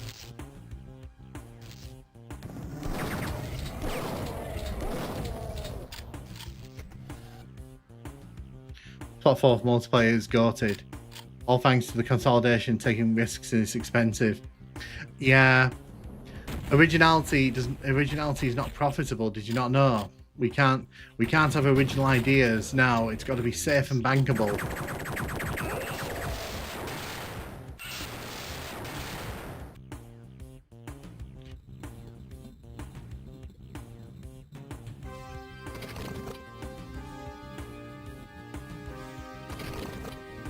But then, like, the thing is, I don't even think, like someone said it there, I don't think realistic games are the problem, because I think, like, if you like games like Arma, for example, because I used to play Arma 2 quite a lot, obviously, you know, that was fun. So, like, I think, like, it's not really a case of, like, realism bad. I think it's that when it becomes, like, the same thing over and over, there's no room for, like, you know, nice new things to happen.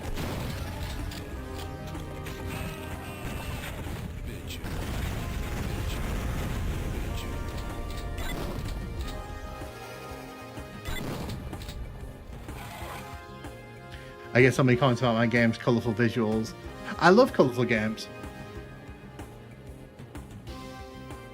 I'm back, Nukem. Welcome back, James. How you doing? How you doing? I got Rainbow Six Vegas 1 and 2. I played 1 with my friends a lot. Like, I'll bring up the friends a lot because, like, you know, they were a big part of that 360 era for me. I remember I went into, was it Game Station? And I remember that, like, they had a copy of that someone had brought back it without the box. So they were selling it for, like, 20 quid. And I was like, oh my god, I need to get it. And I literally went home and got like a bunch of games and just sold them so I could get Rainbow Six 1. Not 2, just 1. Because that's the one that, you know, I was told to get. It was. Is it on Steam or anything? Oh, wait. Not a rabbit, not Jazz. Jazz is a good rabbit though. We like Jazz. Currently trapped in God knows where.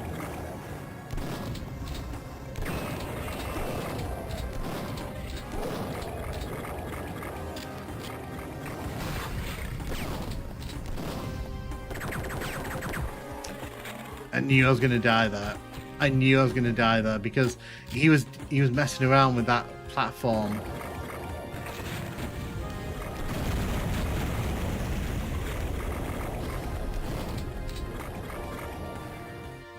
What's Rainbow Six? Rainbow Six was was back in the day. It was kind of a realistic sort of tactical shooter.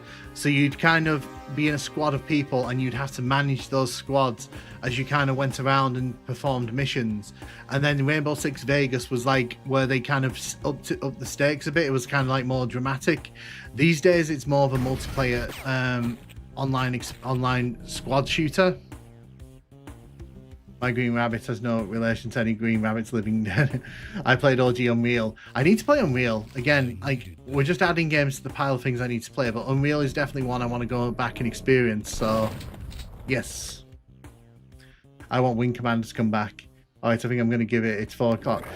Thank you so much, Squirrel, for hanging out. It's been really fun, and have a good one because obviously it's 4 o'clock here. Rainbow Six is where it's at. I played Siege. I used to play that with some friends. Not the same friends, a different group of friends. I know. Wow, that really just ripped through me, didn't it?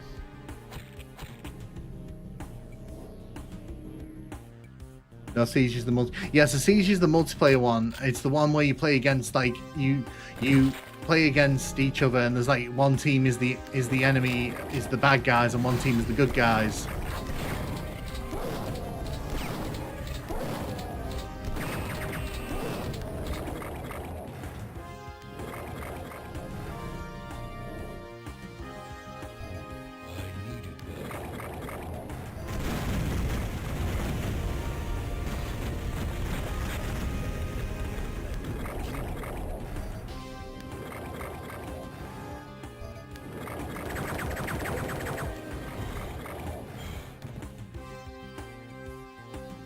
you all?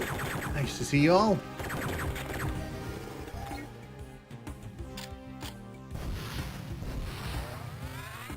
Wish.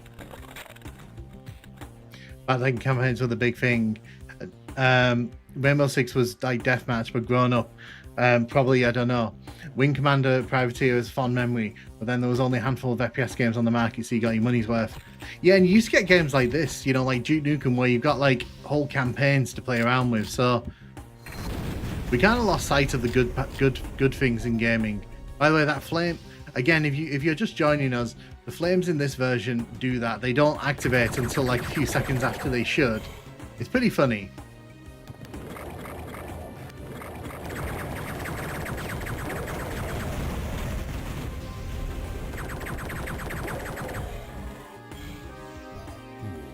This level is like tedious as heck.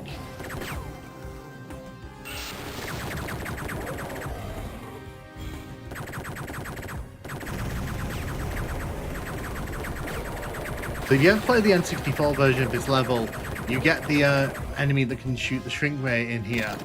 This is where I think it makes its first appearance.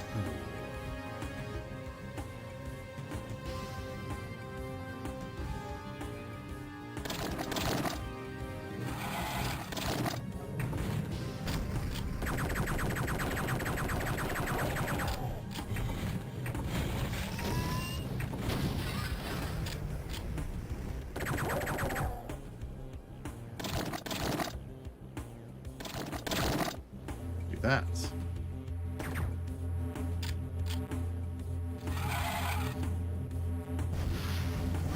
I like how he was just floating there in the air.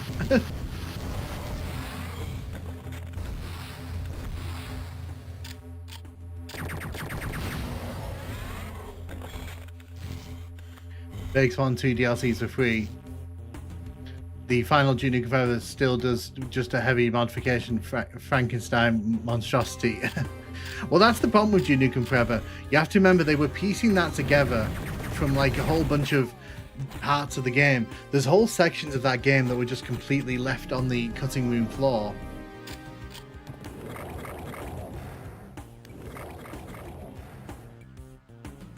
There's only a handful of games, yes. Duke Nukem Forever 2001 leaks runs on Unreal's engine. Yeah, because they changed engine like 3 times in development. They really... That was another thing that messed over Duke Nukem Forever. They just could not stick with an engine.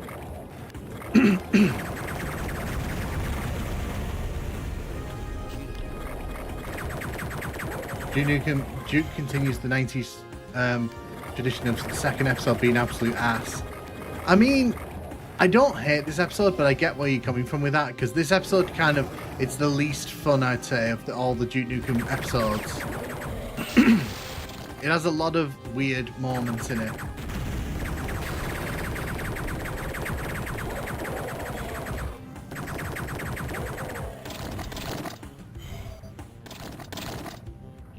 Where is it? Ah.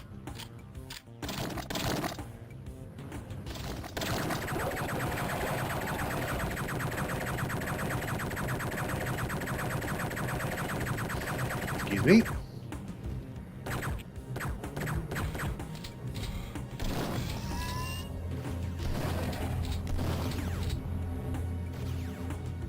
Okay. Who's shooting me? So we're going to save here because obviously I've messed this up a few times already. Is George was still 3D Realms? I actually have no idea. I could not answer that one. I've always loved this episode personally. I get the charm of this episode. I do think some of its levels though go on a bit too long. But then again, I love all the humour in the other episodes, so I'm here for that. Oops, did not mean to do that. See, this is why we saved. This is why I saved.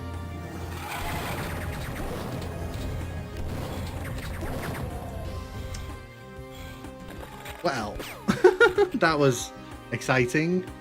I just recently started Duke Nukem Forever for the first time. It's certainly something. It's fine in moments, but the overall experience is let down by the inconsistency.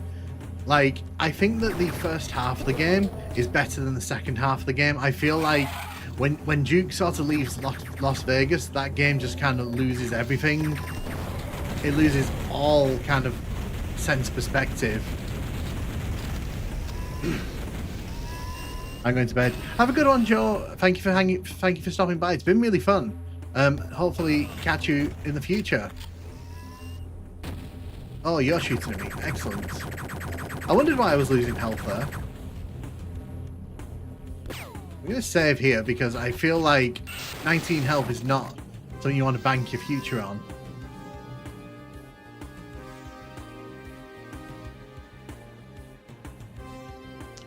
Right.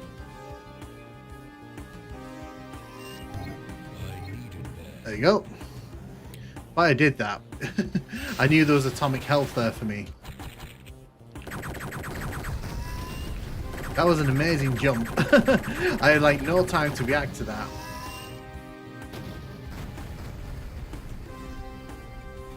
Let's go, let's go, let's go.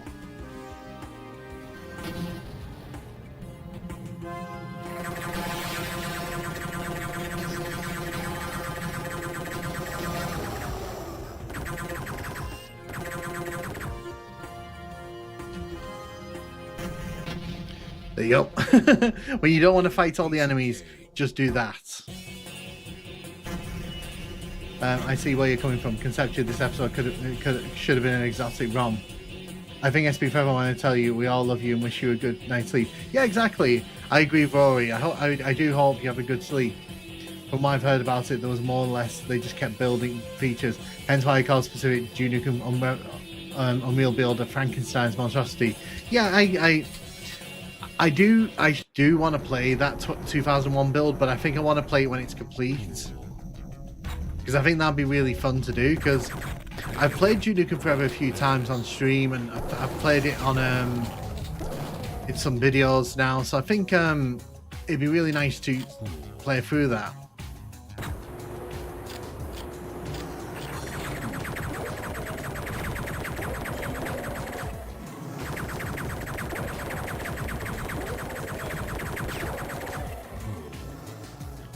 Duke Nukem Forever I enjoyed a lot, but it was very inconsistent. The layer level was the low point. The Doctor Who Clone expansion, very consistently good though. It is, and I'm actually working on a video for that. Because I've recently done a playthrough of that, so I can use footage from it. Because I want to talk about that, because it is actually, in my opinion, the best bit of Duke Nukem Forever. But then again, everyone says that, so it's not. I'm not breaking new ground by saying that, I think.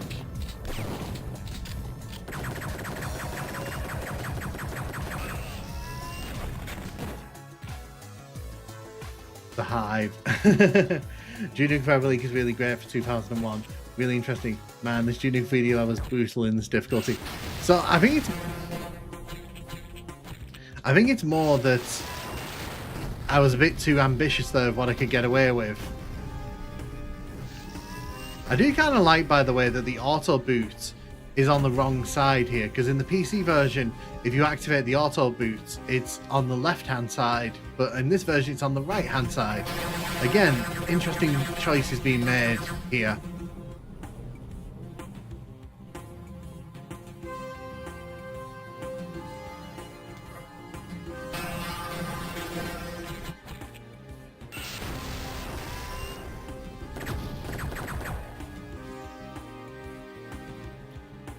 I really wish I could enjoy these FPS games on a deeper level than just gameplay.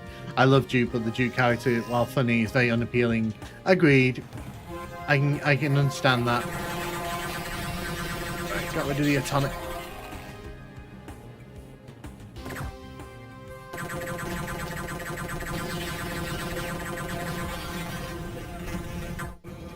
I like that we died as we finished the level there. That made me that makes me laugh. Oh, okay. So, usually what happens when you die at the end of a level like that, you get stripped of all your items and weapons, but for us it was, well, you can just keep it and you can have your health back. That's nice. See? Game's nice to us. Kick it with both feet at the same time. Let's see.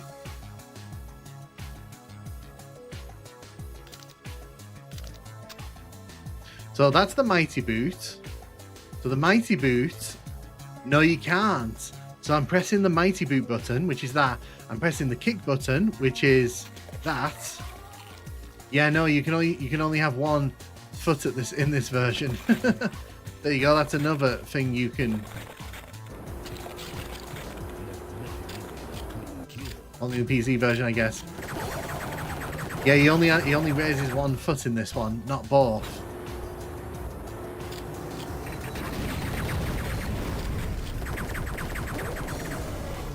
Imagine Majora's Mask Doom Total Conversion.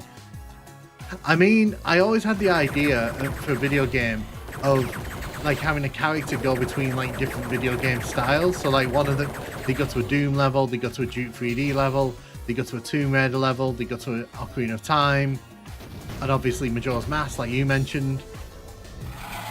I think there's potential in that idea, but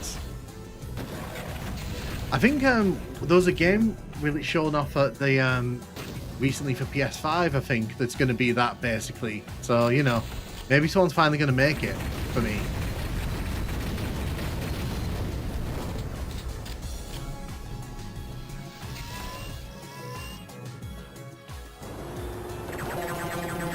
I was thinking of making a Star Fox Doom. You should do. I mean, if you feel confident in doing it, why not? Someone did Punch Out in Doom, and that was good. N64 has a good library of FPS shooters. N64 has a great library of first-person shooters. It's a really well-stacked selection of games.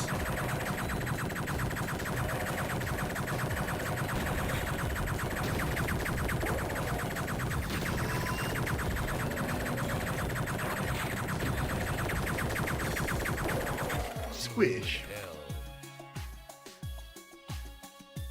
My favourite GTA game is always going to be GTA, in the same sense that my favourite Doom game is always going to be Kick with Both Feet. I have some mapping experience with Doom.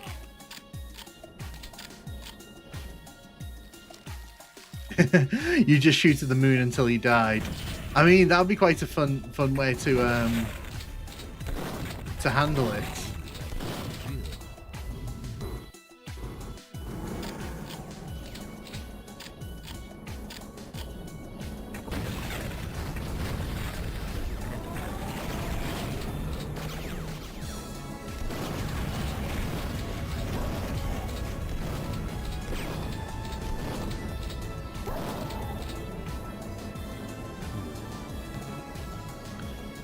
Do you prefer classic Dooms enemy design or Quakes? Oh, definitely Dooms. Definitely Dooms.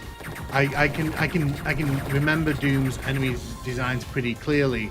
I struggle to remember any Quakes, to be honest.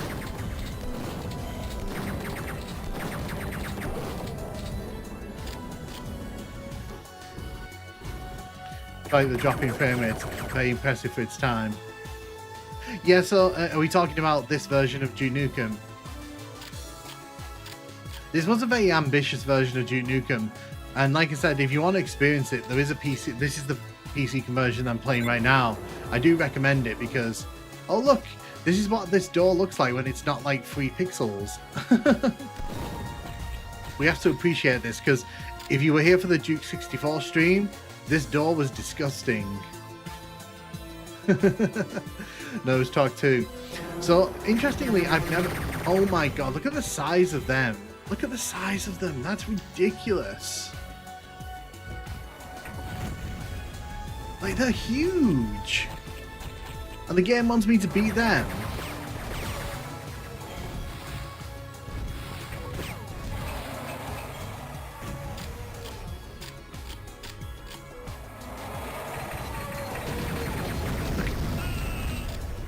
They're terrifying at full size.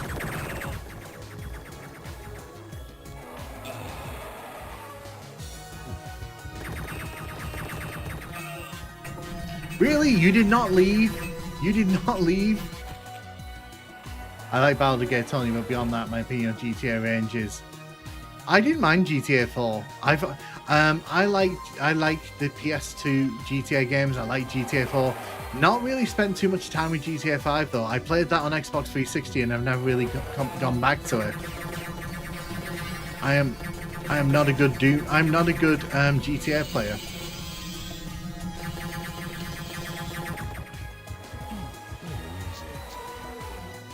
Oh, did I not get the key card? I did all that work and I didn't get the key card. I find that Duke 3D lacks the BFG style weapon. It does. It doesn't really have a BFG sort of substitute. Ahoy's video on Quake's worth a watch. Duke Nukem 64 is also fun. Basically the same as 3D, but with minor changes. I mean, some of its level changes are quite extensive, I'd argue. It really kind of goes all in on the new stuff at points, especially in the third episode. The third episode really kind of shifts things around a lot. Run. Okay, we got it. Okay, we're good. Coming in here because I don't want to fight those battle lords.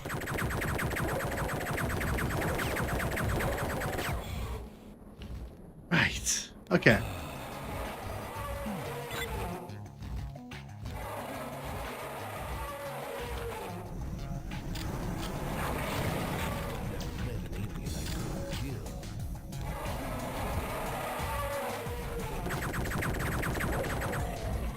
Who'd win a fight, Ratchet or Doom Guy?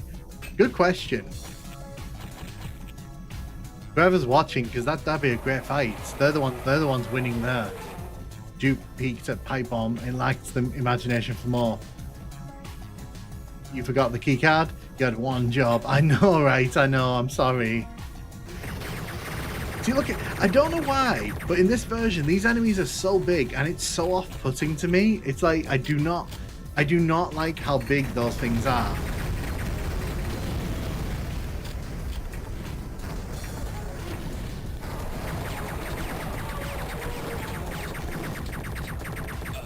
It is very unnerving.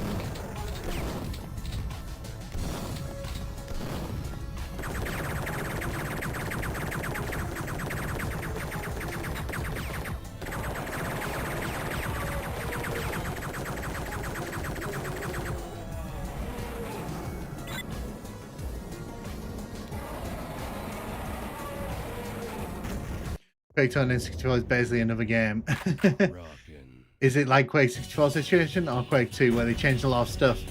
I didn't get fine to Duke 64 to be honest. So in Duke 64, they change a lot of the levels, the way they play out, in particular in the third episode, where a lot of the levels get like whole new sections. Rapid Transit basically is a different level entirely, a better level in my opinion.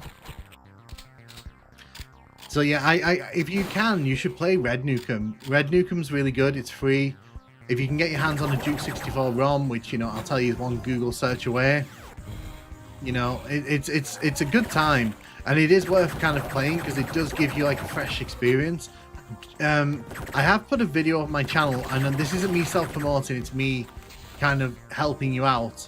If you look for it on my channel, I show you how to put the music files in, so you can have the PC music and you can have the Duke 64 experience, so you kind of get the best of both worlds, because otherwise with Duke 64 you don't really get music. But there's plenty of videos out there, so it's not just my video if you want to go and hunt down that. Quote it, bind, use medkits, H by default to shoot button and it will never be wasted, ideal in deathmatch. I like that. Well, this is why during this era of FPS shooters, console versions of these games are worth checking out.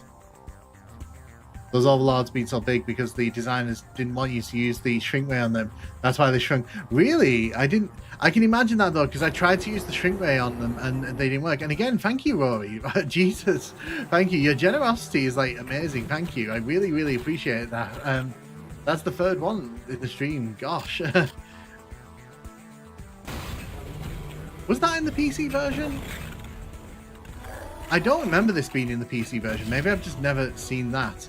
Also, they got rid of the mirror here by putting like an outside bit to the outside. That's interesting. Honestly, Rory, thank you. I don't know what to say, like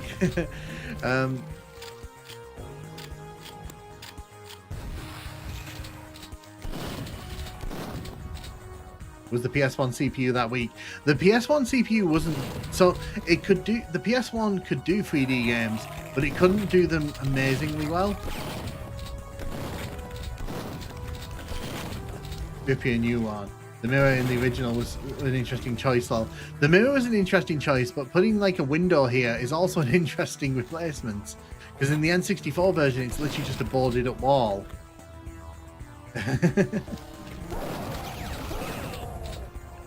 PS1 was a competent, like, it could do 3D games, but if you've ever played like a PS1 game on real hardware, you can see that it really doesn't like enjoy complex 3D graphics. Who did the music? You know what? I saw the name right before the stream, and I was supposed to remember it. So I could tell you if you asked me.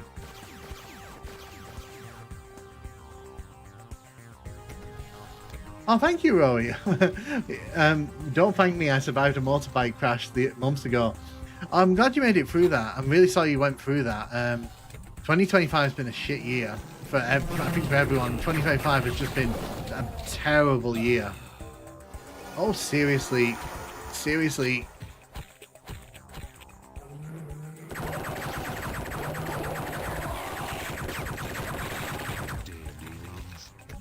Pasty. For reference, I love steak pasties. I do like them from Greg's, but the prices at Greg's have gone up, so it's kind of like, when I was at university, I used to have pasties all the time. Now I have steak pasties, like very infrequently. I like steak pasties. If you're American and you don't know what a pasty is, it's basically like a pastry with like a filling. So usually like steak or chicken or vegetables. Vegetable ones are nice. I don't mind veggie ones.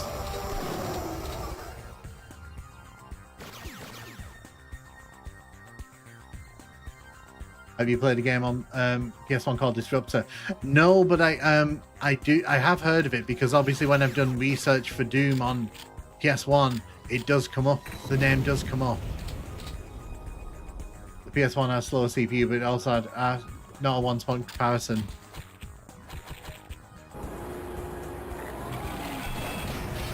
Well, that was nice, wasn't it, game? How do you feel about the music in comparison to the Bobby Lee originals? I mean, they're different.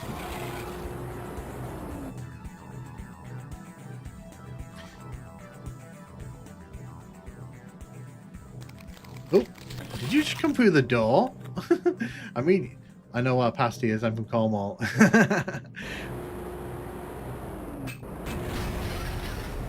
So, funnily enough, I don't like Cornish pasties. My housemates think that's weird, because one of my housemates is from Essex, and they think it's really weird that I don't like Cornish pasties, even though like that's the one everyone thinks of first when you say a pasty. I don't know why. I've just never liked like Cornish pasties. Childhood game. Probably the best Doom clone. Loved it, played it. I can play it on stream. Like, again, like when it comes to streams like this, I'm open to playing whatever. I'm playing this because people wanted to see the conversion on stream. So this today I'm going to play this, and then when I next do a stream, I'll play the plug and play episode. So if people tell me they want to see me playing like certain games, I'm more likely to play it here than I am to do a video about it, just because doing a video requires like research and such, and I kind of like to know about the games I'm making things about.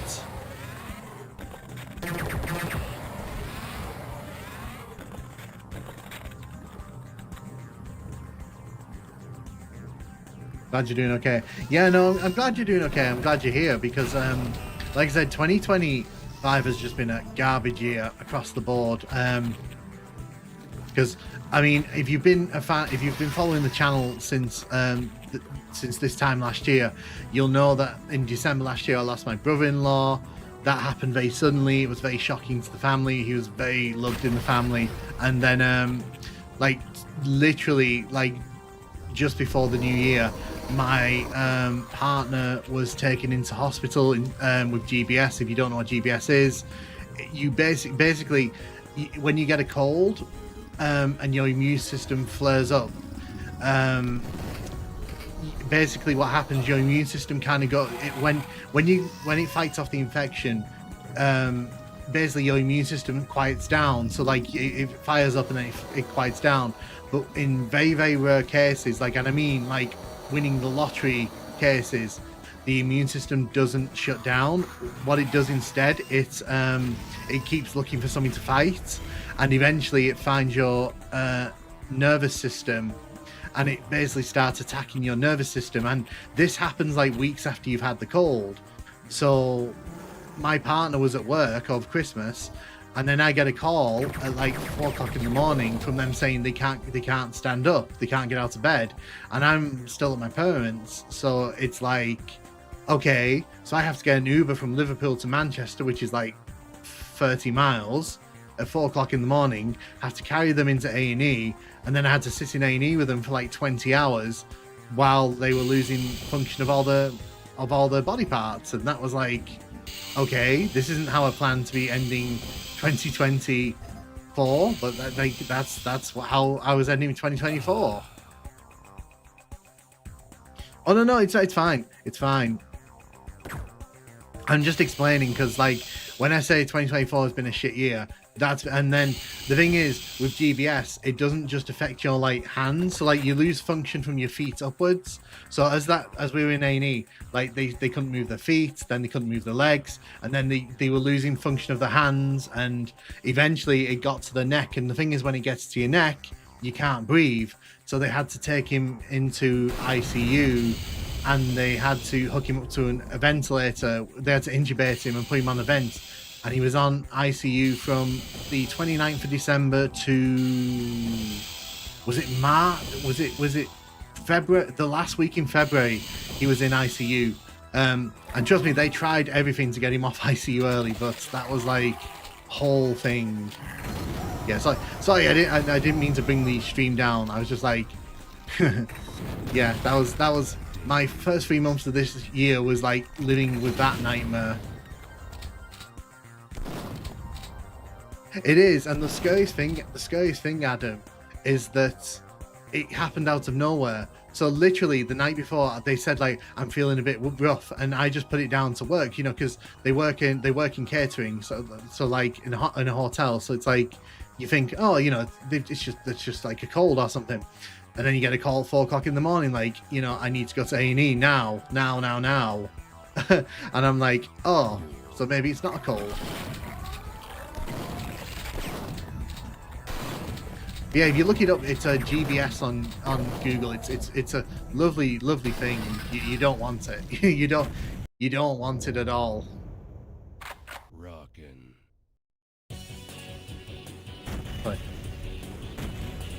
COVID made me delirious from practically 4 months straight. I probably should have been in hospital. We're all ears for you. Gonna be here for you. Oh, thank you, Oblivion.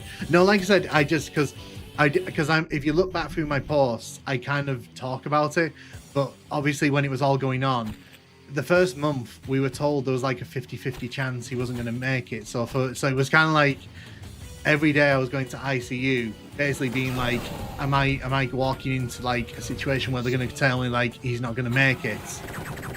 And I had to like look after his finances. I basically assumed control of his life, like.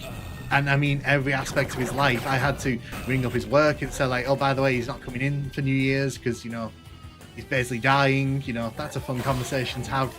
And then I had to ring his mum and dad up while it was happening, and they were on holiday. So like, I was like, hey, you know, your son, yeah, he's currently in A&E, probably going to ICU, may not make it through the night. Yeah, don't worry about that. Yeah, that was the fun conversation. Yeah, no, it's fine. But like I say, we're well beyond that. Like, they're back at work now and all that. It's taken all year for them to recover, because the thing is, you don't realize this when you're moving your body like this. You know, even just doing this, like sitting down or lying down, you're still twitching, you're still doing stuff. With GBS, you lose all of that, and your muscles begin atrophying. So after about like a month, you basically lose the ability to walk, and you basically have to relearn to walk, learn to relearn to talk. Yeah, it's a. Do you know? Is Squirrel still here? Becky Berger. Her wife had the same thing, and the complications from that are what led to her passing. So, and I only found that out once Becky had passed, which was like, well, you know, that's pretty awful. So how does the Cornish pasty differ from Spanish? My parents thought I was mad talking about Cornish pasties. Cornish pasties, like I said, I've never got along with them. They're very weird.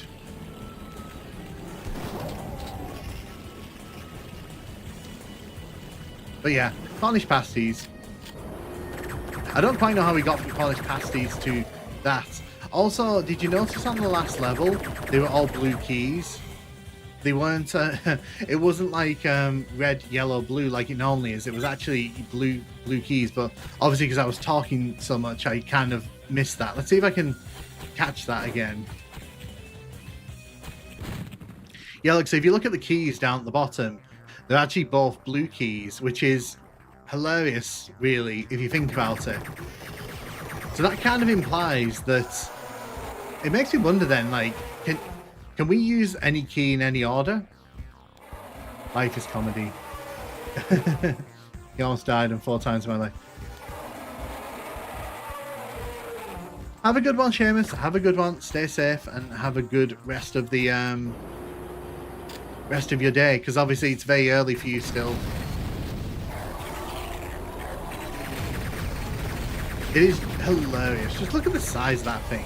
It doesn't even fit into the room properly.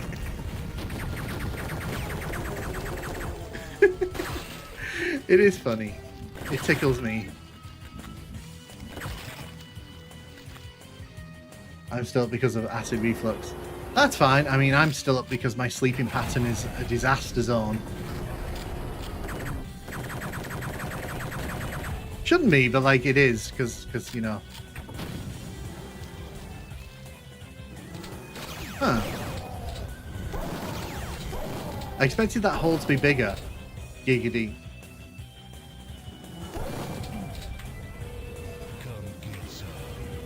I'm still, because I'm on vacation. Nice, nice. Oh, lovely. Let God sort him out.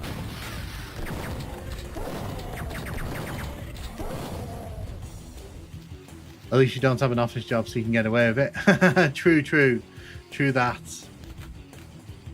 I've never had an office job. I wanted an office job, but for some reason, having a university degree and then having experience working in an A&E department for 5 years, apparently that was not good enough for an office job. And I remember at one interview, they were like, so how do these skills transfer? And I said, well, I used to take people who were dying to the theaters, so you know, maybe you know, I'm good under pressure. I don't think they appreciated that level of humor. I hate job interviews. Job interviews are like suckiest thing, because it basically turns into a game of, you know, what are you looking for? Like, can we turn you into the slab of meat that we want you to be? Ooh, disabilities. I work in an open office and hate it. You never get any privacy. Thankfully, I'm unemployed welfare kid. I mean, if you, I mean, obviously, like, I don't know what disabilities you have, but obviously, if you've got disabilities and you're earning and you've been able to prove that, you know, then no one, you answer to no one on that. No matter what Nigel Farage and his lovely band of idiots will try to tell you. There it is. I'm looking for this hole. I always forget where this hole is.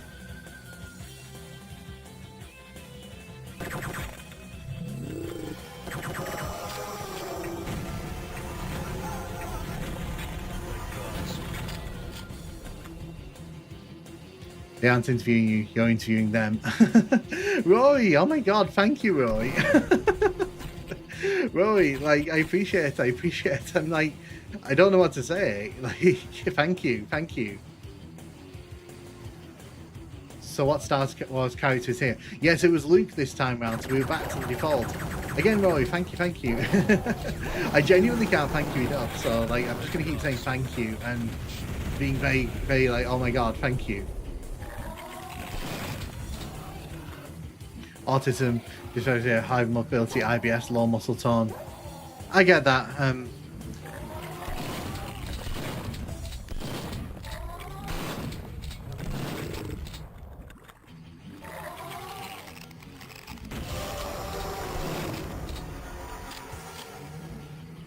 I'm technically blind in this eye.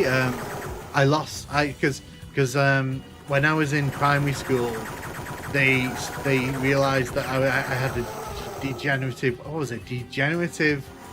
vision impairment in this eye, and basically I can see like a big smudge out of it, but my brain's kind of learned to not see it, so I can only see out of this eye. But I wear glasses because obviously I want to make sure my eyes don't like completely fail on me. That would be pretty rubbish. I'm back from break. Excellent, James, excellent. So if you wonder why I wear glasses, that's why I'm wearing glasses.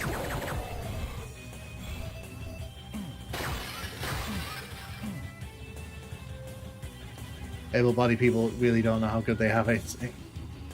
Be back soon buying some junk food. Excellent. And if you tell us which junk food you're having, I can get jealous, because I'd kill for a Mackey's right now.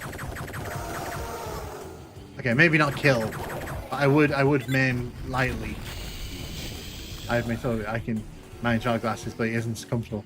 This music is amazing. Music's really good in this version. Like I said, the main reason you'd come back to play this version of Duke Nukem is the music.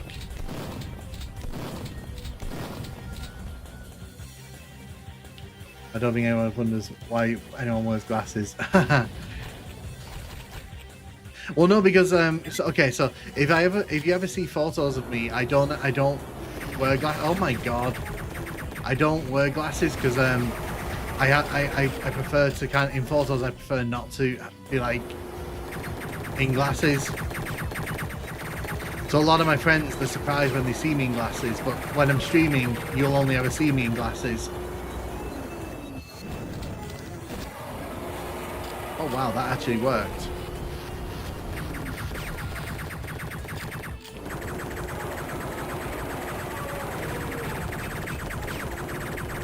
Yeah, the music in this version is amazing. It really does change the atmosphere of some of these levels.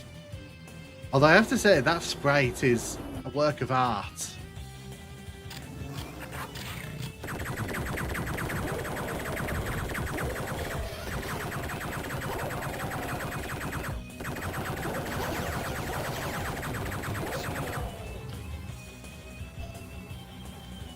Not gonna lie, it is killing me how big they made those bosses. Yeah, it really stands out. Like you can't really ignore it because it's just so in your face. Like, look how much room this takes up in this big ass space here.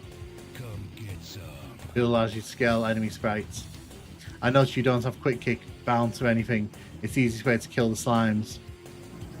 I do have it bound, so I have it bound to Q, but I don't really use it instinctively. I'm really bad for not using it.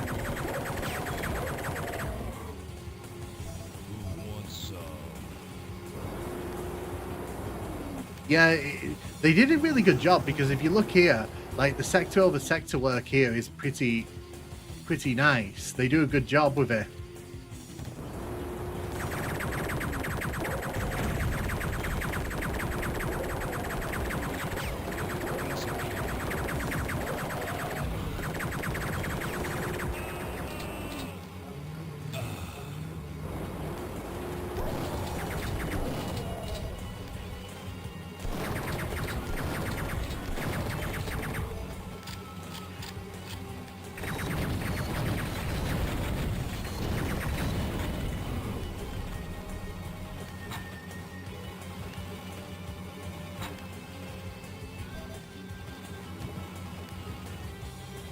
Got all the goodies here.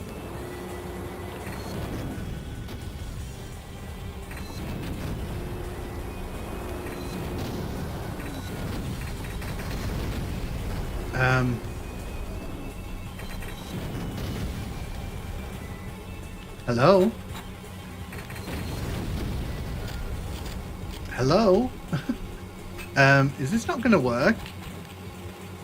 Necrovision makes first class mechanic. You said that Reimagine Doom 2 and Reimagine Doom where you can find where can I find a mod of it? So I've reimagined.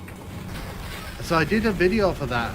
I think the download link should still be on the video itself if you want to download it. I've done the first 8 levels. I might go back and do the rest of them at some point because people do keep asking me to do that.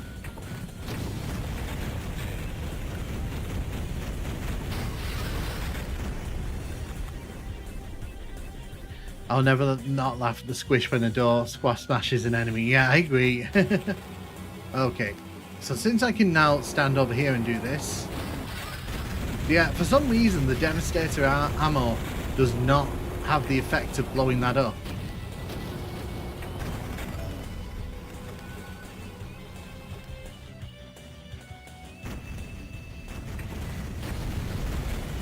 Oh, excuse me.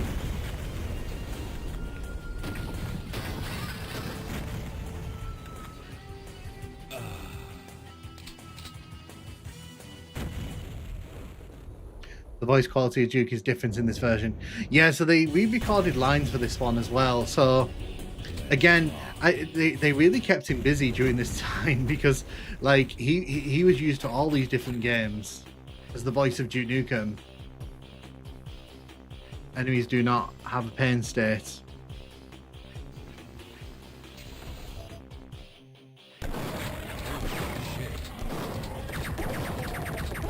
They do not. As you can see there, when I was shooting the enforcers, they weren't really taking any damage. Come get some.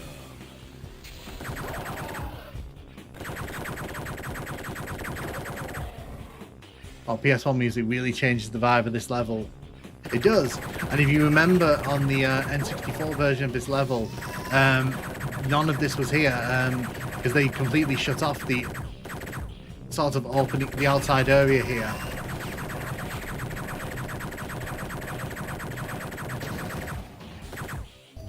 I needed that.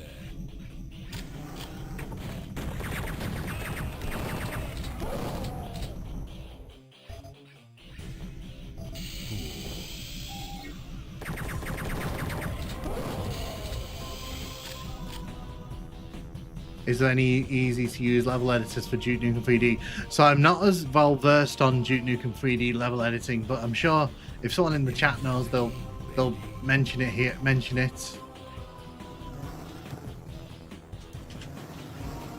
Unfortunately, it's never really crossed my mind to make a Duke Nukem 3D level.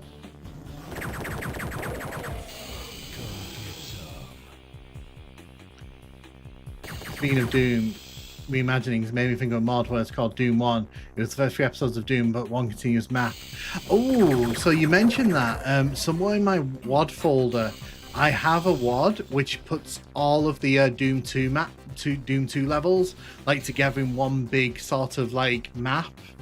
I might play that on stream at some point because that would be pretty fun. And if I can't remember what the name of it is, I can upload it so you can all try it as well. Because I've had that in my WAD folder for like a decade. Like E1 was one map, E2 and so on. Wait, is there any easy way to do that? What are you talking about, James? Sorry. I also remember this level when the demo plays in the title screen. Yes! I got the Doom 1, Doom 2, how can I extract it on my mobile phone? So you need to download 7-zip on your phone. Obviously, you need to download 7-zip and then you just need to extract it wherever you want to point the Doom player on. If you're playing on mobile phone though, I don't know if you'll actually be able to play it. Because I don't think you can do that on mobile phone, can you? I'm sure someone will confirm in a second. I'm pretty sure the mobile version of like Doom doesn't let you do that. Unless you're using like GZ Doom, unless you've got like a source port that's mobile phone, then obviously you can. that dark side? I always love seeing that in the demo track. It is.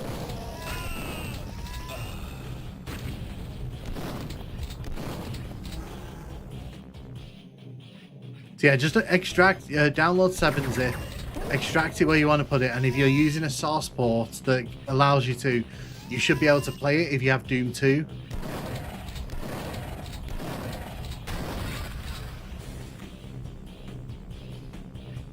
But yeah, this is Dark Side.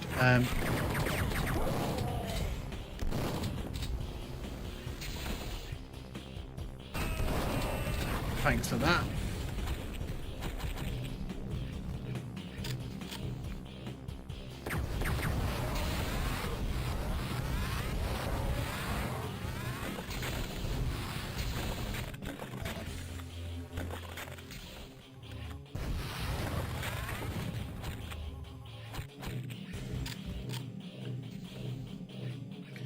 Game members are getting destroyed by jukebots.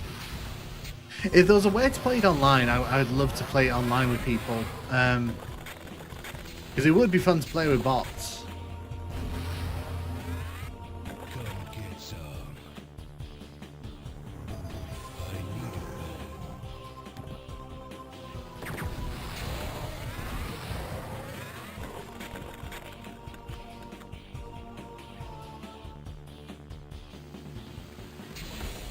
Most definitely, it's a great level. This is a great level, to be fair.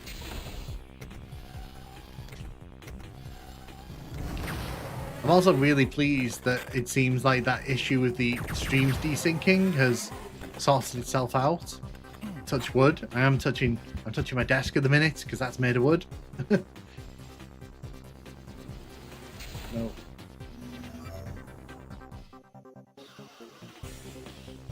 Did not mean to turn on the Holoduke.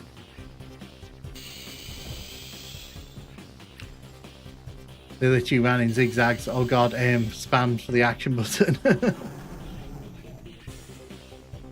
Someone woke up there. That was nice.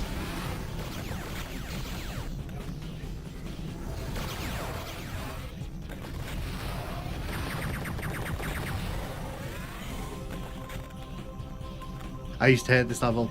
I didn't like this level as a kid, but like I think I just appreciate a bit more what it is these days. It's quite a nice, expansive level. You do get a lot of room to move around in it. I do appreciate that. And the fact that you can skip like half the level just by having a jetpack makes it really fun.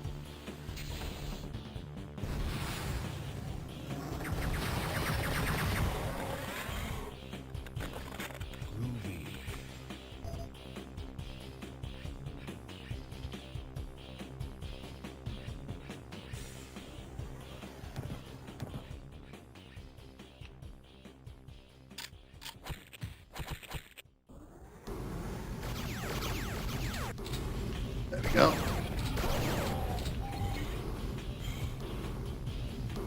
So you see, you can actually get into this tunnel section here by using the roof there. The original music gives it the chill vibe. I used to hate this level. Hey Godzilla, how you doing? How you doing? Welcome, welcome. What are you doing? What are you doing up at this time? I was just wondering then, I was like, wait, why are you up at this time?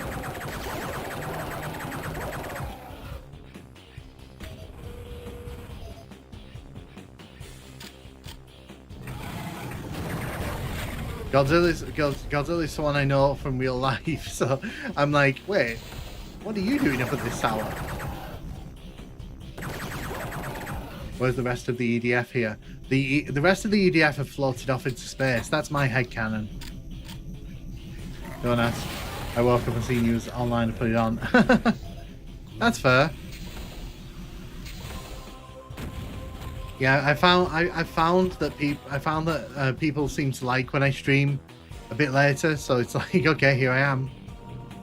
So we're playing the PC conversion of PS1 Doom here, which is why the guns look a bit weird and the guns are not exactly as you'd expect.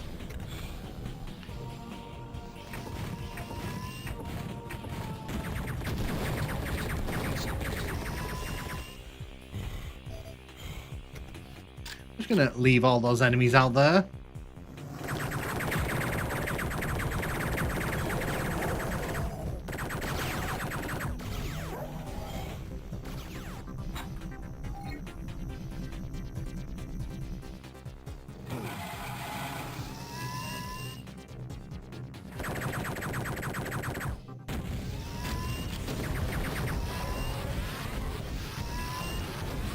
That. Let's get around them. We're just gonna run. We're not dealing with any of this. Squish, squish, squish.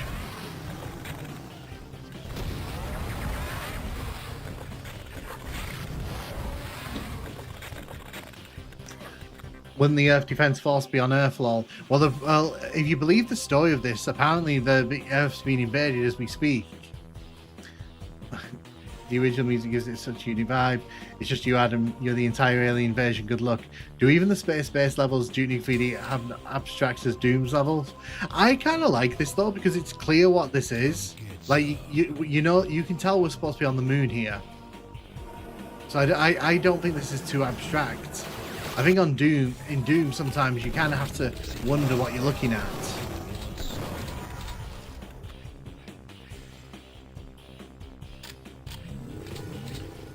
There is a secret exit around here, but I hate it so much, the secret level. We're not doing that. We're just leaving. Let's go. There we go. The space station in a System Shock actually conforms to one in the game's FMVs.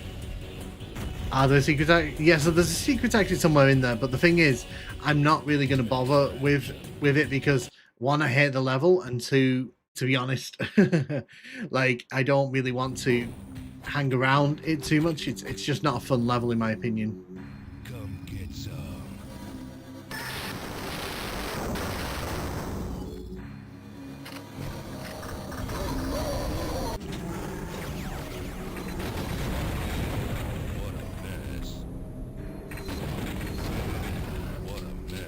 I just realised the center of the exit button looks like it has a frowny face. Who are secret level? Who are secret level? So because I've not got a jetpack here, I am going to try getting into this place without a jetpack.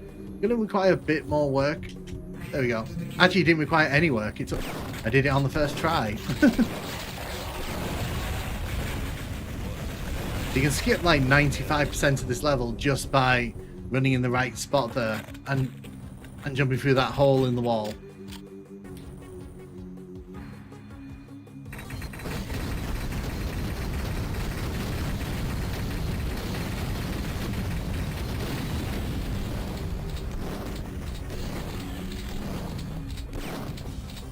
Wow, that really didn't take much at all, did it?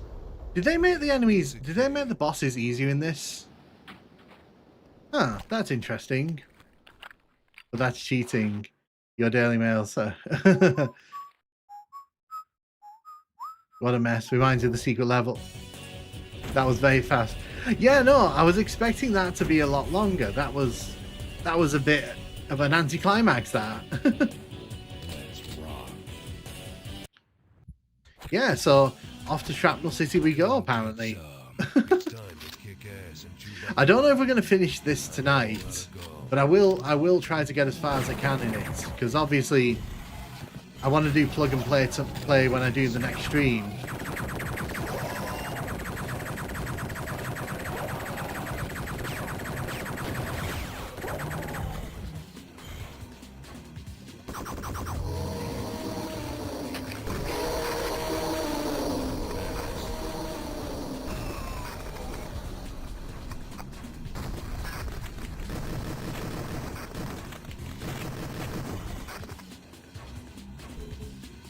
Oh, so you can see here, if you look here, normally you can see through to where the red key card is in there, where there's a new level called Plug and Play. Yeah, so I'll show you quickly, James. So in the PS1 version of Duke Nukem, which I've got right here, so I can show it off to you here.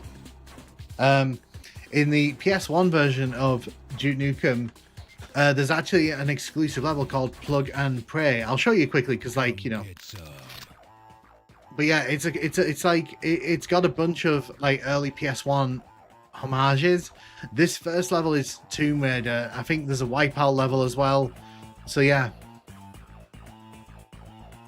Sharks are our friends. So yeah, I'm not doing this tonight because some of these levels are long, and I don't think I'm gonna be able to finish those. But I'm gonna do Shrapnel City here.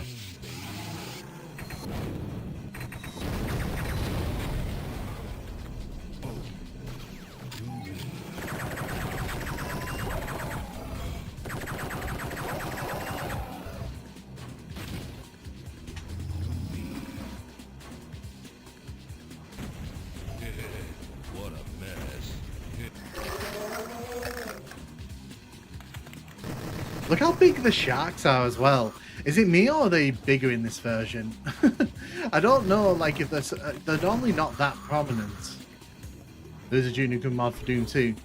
I know, yeah, I actually did a video on that a very, very, very long time ago on the channel.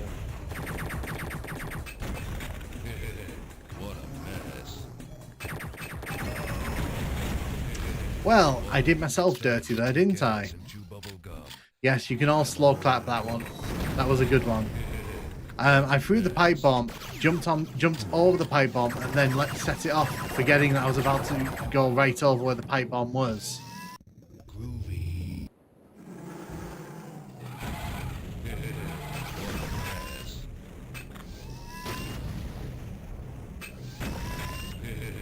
What a mess. I know. See, Godzilla, you wake up super early, and you get to see me mess up games like that.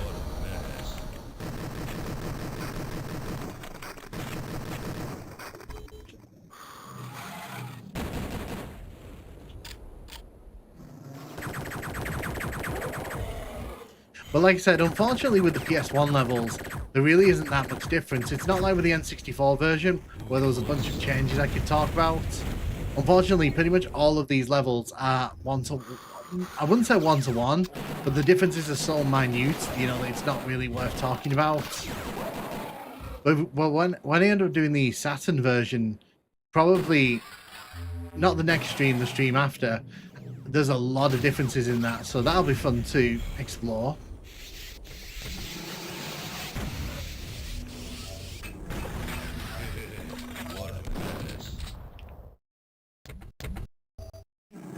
I see quite a lot no matter the time. I know. When I was talking earlier on about like me streaming over on Twitch to like a handful of people, Godzilla was there from the word go, watching me fail miserably at Doom. So you know, it's Groovy.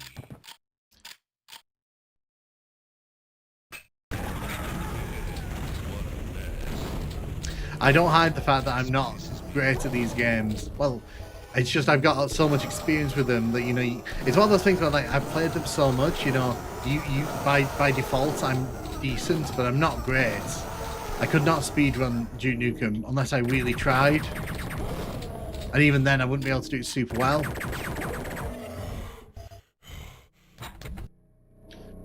Lots of difference.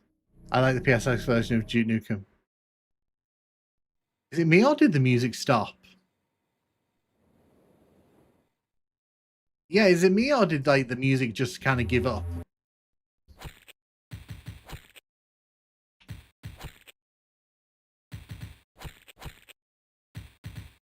Huh.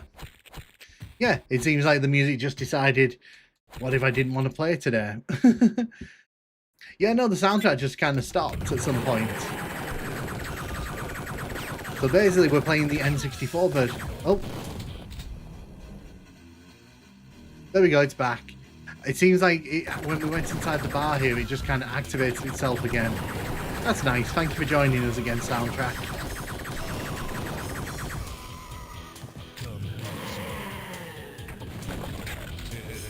What a mess.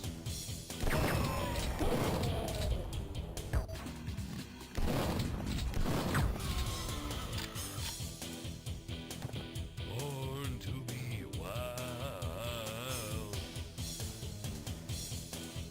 Wait, did the disc stop spinning? Maybe it's back. Yeah, no, I can't explain that one. No, so this isn't the PS1. I'm playing a PC conversion of the PS1 version. So it's got all the differences from the PS1 version, but with the convenience of being able to use a mouse and keyboard. As I pointed out last night on the N64 version, by the way, you can tell if you're playing a build version engine of this game, so not the Saturn version, because if you jump and then duck, you go infinitely small, so you can go into spaces that you couldn't otherwise get into, as you can see. So very useful if you get stuck in levels or you want to skip levels later on.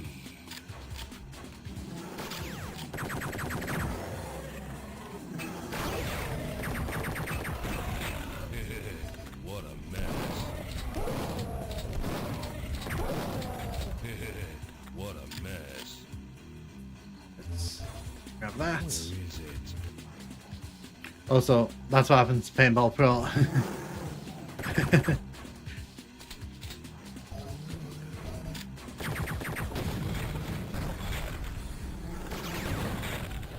Did not mean to do that. Did not mean to do that. That was stupid. I needed that. The RPG is my friend, but it's also very much not a friend.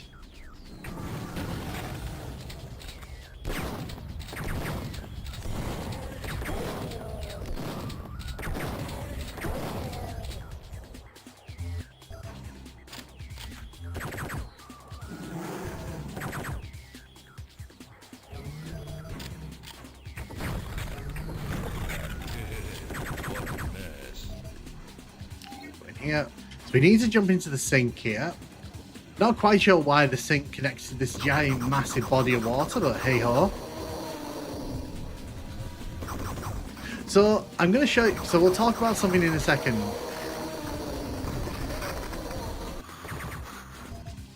So we're going to talk about something. So if you remember when we were playing on the N64 version last night, we got to this point. You can see here, these women are kind of just hanging in the water. You know, it's kind of sad. On the N64 version, they're ripped in half. Like, it's very violent.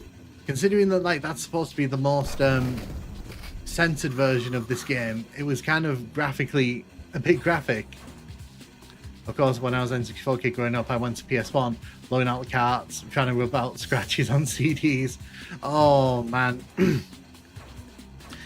You know, back in the day when like you got a scratch on your favorite game and it took forever to load on PS1, like Tekken 3, we used to have Tekken 3 as on the PS1, and it got so scratched that like we couldn't even tell if the game was going to load or it was going to crash.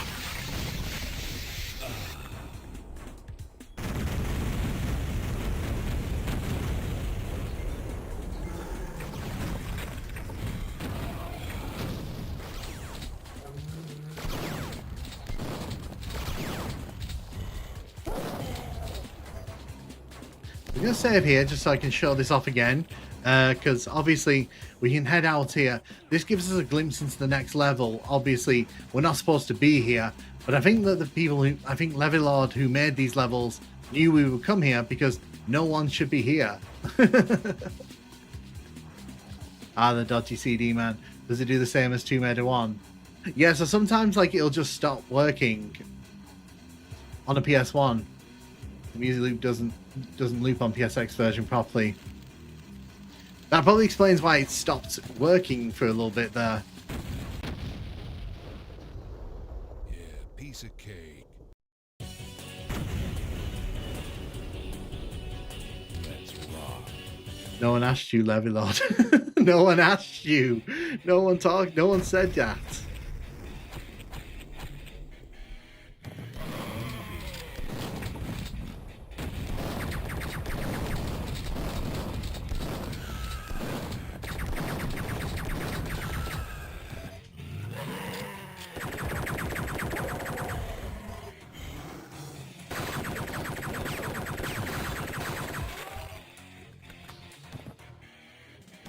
Is it just me, or am I hearing the wolf sounds from Tomb Raider 1? Yeah, yeah, when the pig cops see us, it sounds exactly like the Tomb Raider. Yeah, that one there. It does sound like the wolf noises when the wolves hear you in Tomb Raider 1.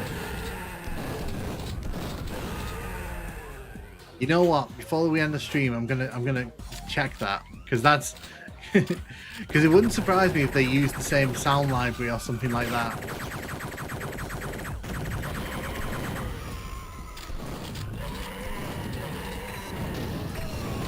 Oh, you're going to hear it a lot here because there's a lot of pig cops in this area.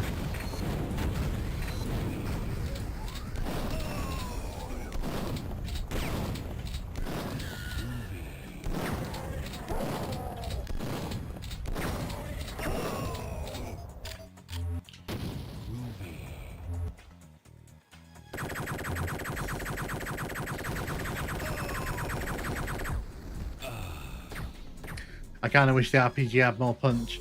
Saying you shouldn't be there makes me want to be there. I agree, Godzilla. Like your previous reimagined Doom 2, why do you want to make it a PSX version of Doom 2? I mean, I could do, but the thing is, there's already great versions of PSX Doom available. So you've got Doom, which is really good. You can just download Duck Station and play the ISO directly, which, you know, that's fine. So there's plenty of ways to experience PS1. By the way, because we didn't open that door, this pig cop does not know what to do here. Like, it is like trying to get outside so bad. I'm pretty sure the guy who created High Def Doom sound managed to track down the original sound libraries. Very likely, because it wouldn't surprise me, like I said, if a lot of these sounds that you're hearing that are different, they've come from some like well-known sound library from back in the day, because a lot of Doom sounds are from sound libraries, so it was not an uncommon practice back then.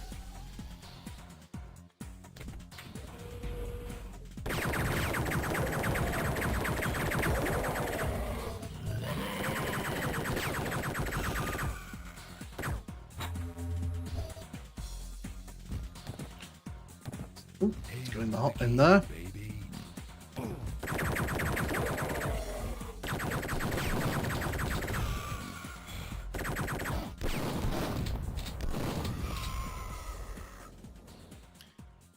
Sound ideas. Wait, what's Doom's lost levels? So when Doom 1 came out, one of the commercial Doom levels, James, that first came out, that was sort of unofficially released, but you had to pay for. It was called the Lost Episodes of Doom. So they were just made by two people, but obviously they made a bit of money because they sold that back in the day. Because obviously when Doom modding was still in its infancy, that kind of thing was still a big deal. What a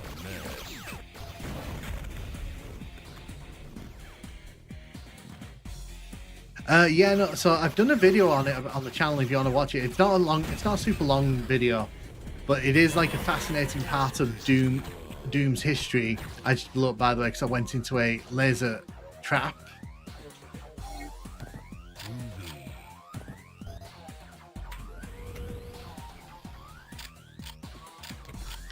Did you ever do a video about the two lost levels from Duke 3D? They released after the fact. No, I didn't actually. I've never covered that on the channel. I'm always open to covering stuff like that though, because it's fun. Because stuff like that fascinates me, like hidden, lost sections of like games history. It just fascinates me infinitely, and that's why like recently I've been doing a lot more videos about like TNT and the controversy around that, because stuff like that interests me. It's like, because people take Doom very, very seriously, and they took it very, very seriously back in the day.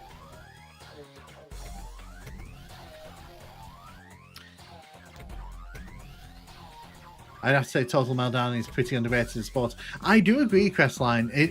It is, but unfortunately on PS1 hardware, the performance is nowhere near as good as this. It's unfortunate, but it's the way it is on PS1.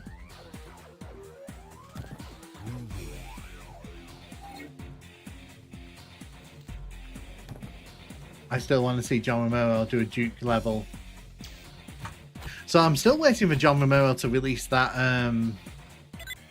that Doom 2, what they promised like years ago, and then he's like not spoken about since. I'm still waiting for that of him.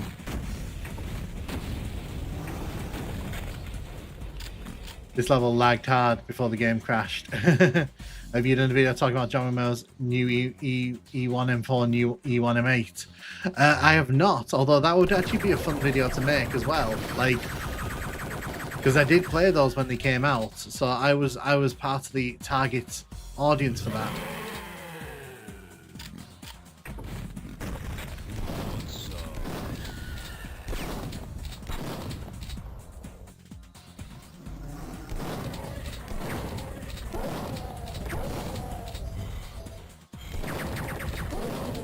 Because I remember when he made that E1 M4 level, people were like shocked. They were shook over that. Because no one expected him to come back to do map making. And then there he was like making new levels for like Doom 1 again.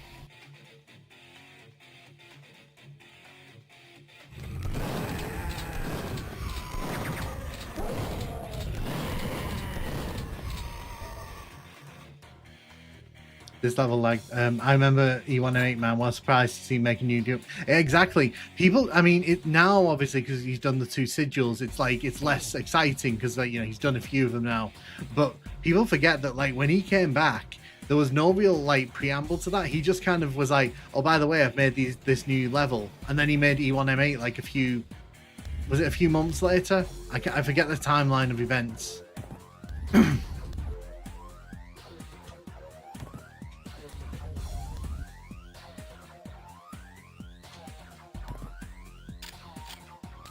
Oh, we're just gonna blow that up. There we go. Easy solution. So prepare to see the battle lords again, because there's gonna be like 2 giant battle lords on the other side of this door. Look at okay, so just a second. We're gonna stop here for a second. I want you to watch where they appear, because I swear to God, they get bigger when they become active. Let's see if we can see it. Yeah, they get bigger as they become active. That's weird. I swear, like as soon as they wake up, they just get a lot bigger. And that door is big. Yeah, this whole area is big.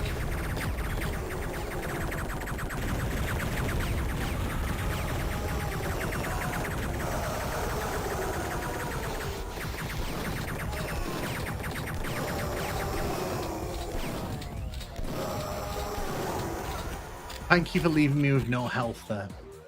Rapidly expanding battle lords. Yeah, no, so what I'm saying is like as soon as they sort of become active, they just kind of they wake up like really aggressively. It's so weird. I thought I was dreaming that earlier on.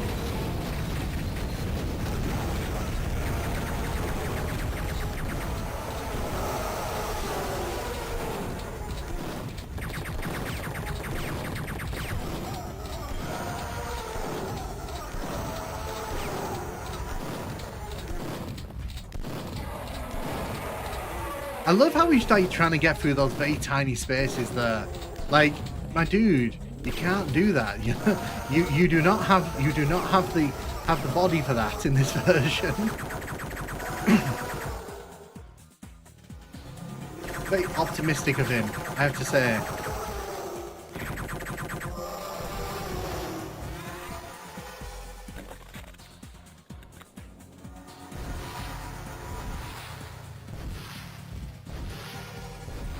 Would you like to shrink? Would you like to shrink down for me? Thank you. Hey, Black Chaos X12 Gaming. I don't remember that in the original PC version. Yeah, so this is this is the conversion to PC of the PS1 version, and it's a good conversion. But like it's really fun to see all the changes because there's a lot of them. Like in terms of like how enemies are behaving and such. But the levels themselves, unfortunately, very similar.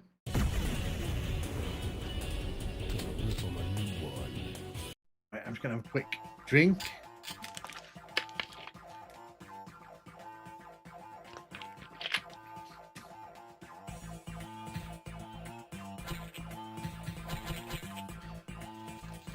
I don't know if this music goes with this level. I have to say, like, I feel like this is a bit of a mismatch with the new music here.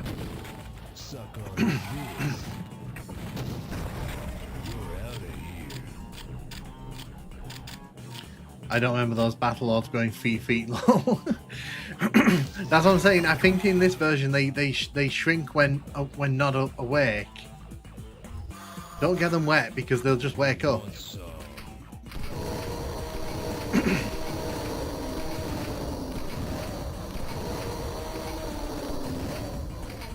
Alright, I gotta hit the hay. Keep up the good work, man. Love your content. Oh, thank you.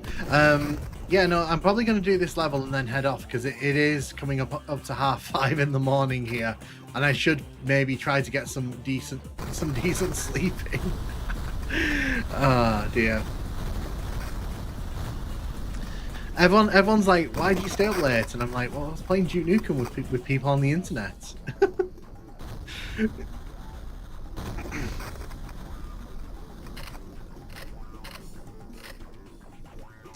I'm just getting my pipe bomb out here.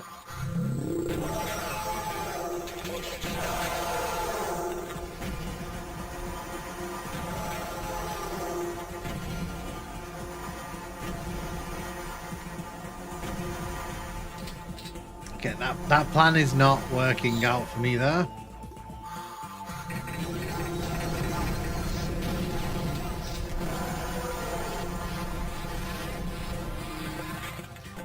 Why wouldn't you hang out with people on the internet? Exactly. You know, all those. When I was in school, they used to tell us not to talk to strangers on the internet. Well, you know, well,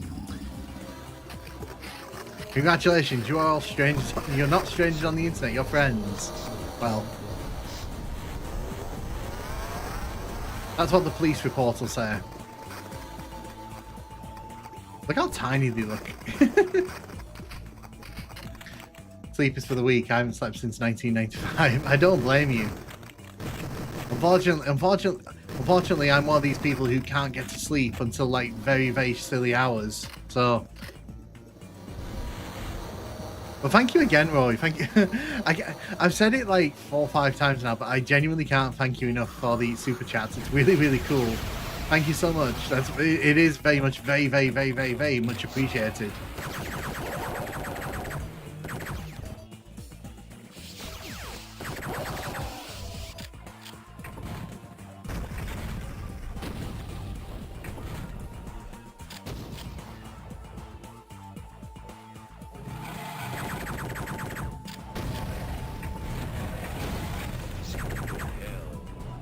I love you, Nikolai. You don't need to buy me another super. Don't make me buy another super chat. Oh no, you don't need to. Honestly, I like I said, I genuinely appreciate like the super chat you've given already. Gosh, like I'll have to dedicate the first hour of the next stream to you. Oh my! Look at that. That looks such. Oh, okay. Well, okay. Well. I mean, you all saw that, right, didn't you? You all saw that Battle Lord go for a swim. Okay, cool. Just, I wanted to make sure that it wasn't just me going crazy there.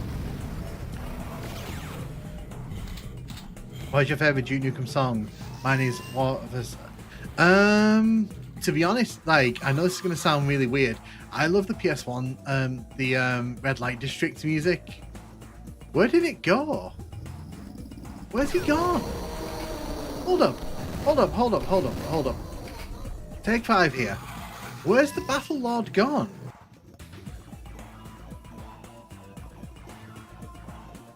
My dude's just disappeared into like the fin of space. Well, I guess that means I don't have to deal with him, so I mean that's good. Oh, Duke Nukem guys stream, nice. Hey Renegade, how you doing? Welcome. Bloodzone's gets a big bad rep. I love this is one of my favorite Duke Nukem levels, so I don't care if it gets a bad rep. People like this is one of my favorite Duke Nukem levels across like the whole game, so it may get a bad rep in some circles, but it will never get a bad rep on this stream. Yeah, I'm doing good, thank you. We've just seen a massive battle lord drop down here, and apparently it's just decided it doesn't want to play anymore. Now, I have a fear that it's gone inside that wall there, and we'll see it again in like a minute when I don't really want to see it. But I'll deal with that in a second if I have to. I have a fear that it's gone inside that wall, because the janky build engine just has to strike.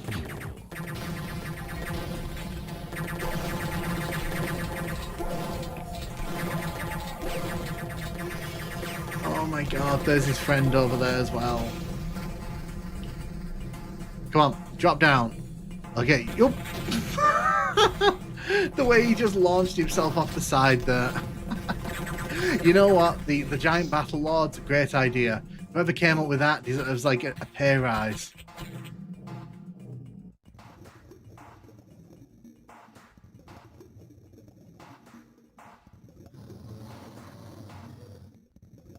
Flood zone is fun, interesting. I'm good. I hope you're well. So you just saw there that battle lord dropped into the water, and it's like just completely disappeared. No idea where it's gone. I don't know if it's because like the battle lords are never meant to be underwater or whatnot, but it's very clear that like the game does not want me to handle those underwater.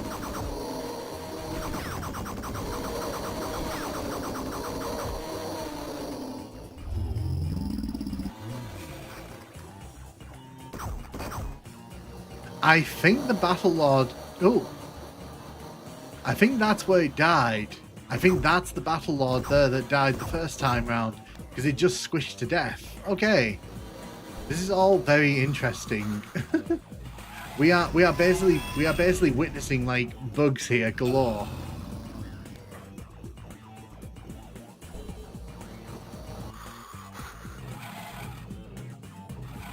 Fish food. Probably, yeah, probably. You know what? The fish probably got to him before I could. Which is good, because I didn't want to waste ammo on them. So, you know, I'm quite content with that. It was just the sight of this one here, throwing itself off the side there, and then, like, just disappearing, never to be seen or heard from again. One of our many blue keys that we can use. You know what, actually? That's something I want to test.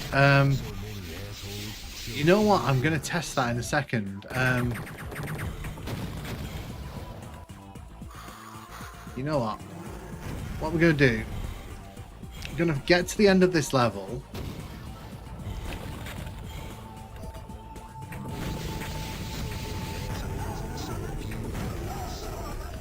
We're going to get to the end of this level, and then we're going to do something for science. For science.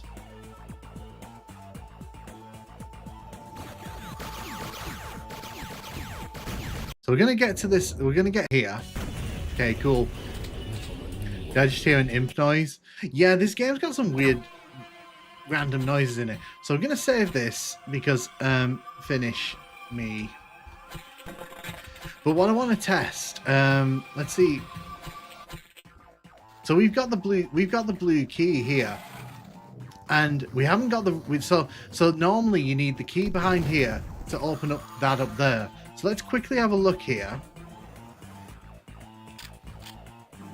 I want to see if this blue key works with this door.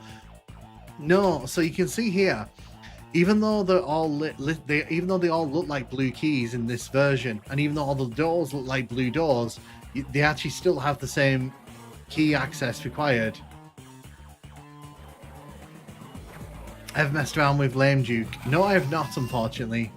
God bless science. So I've just I've just killed the curiosity for you.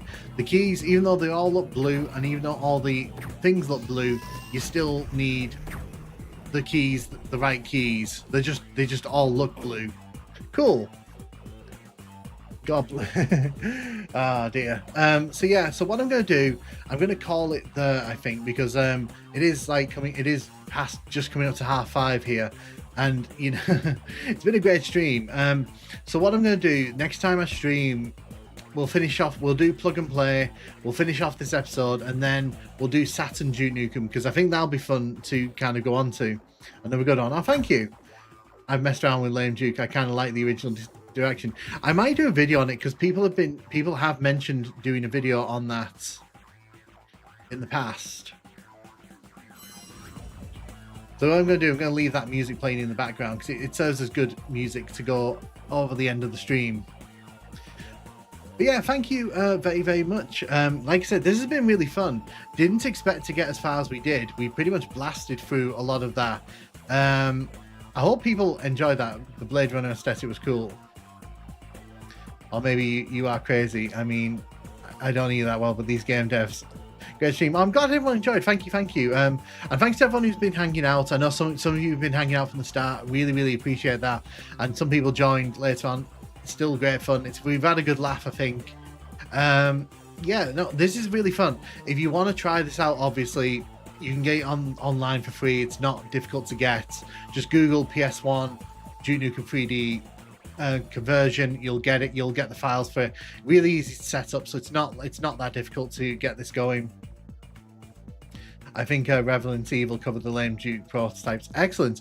But yeah, thank you everyone for hanging out. It's been really fun, and not sure if I'll stream tomorrow, but I will definitely be streaming the day after. If it's not tomorrow, it'll be the day after. So but yeah, thank you, Roy. Thank you thank you again, Roy, for all the super chats. Honestly, like, you've blown me away with that, so thank you. That was an amazing stream, Nukem. Oh, thank you, James. Yeah, and I will see you all on the next stream, whether it's tomorrow or the day after. But yeah, thank you very much.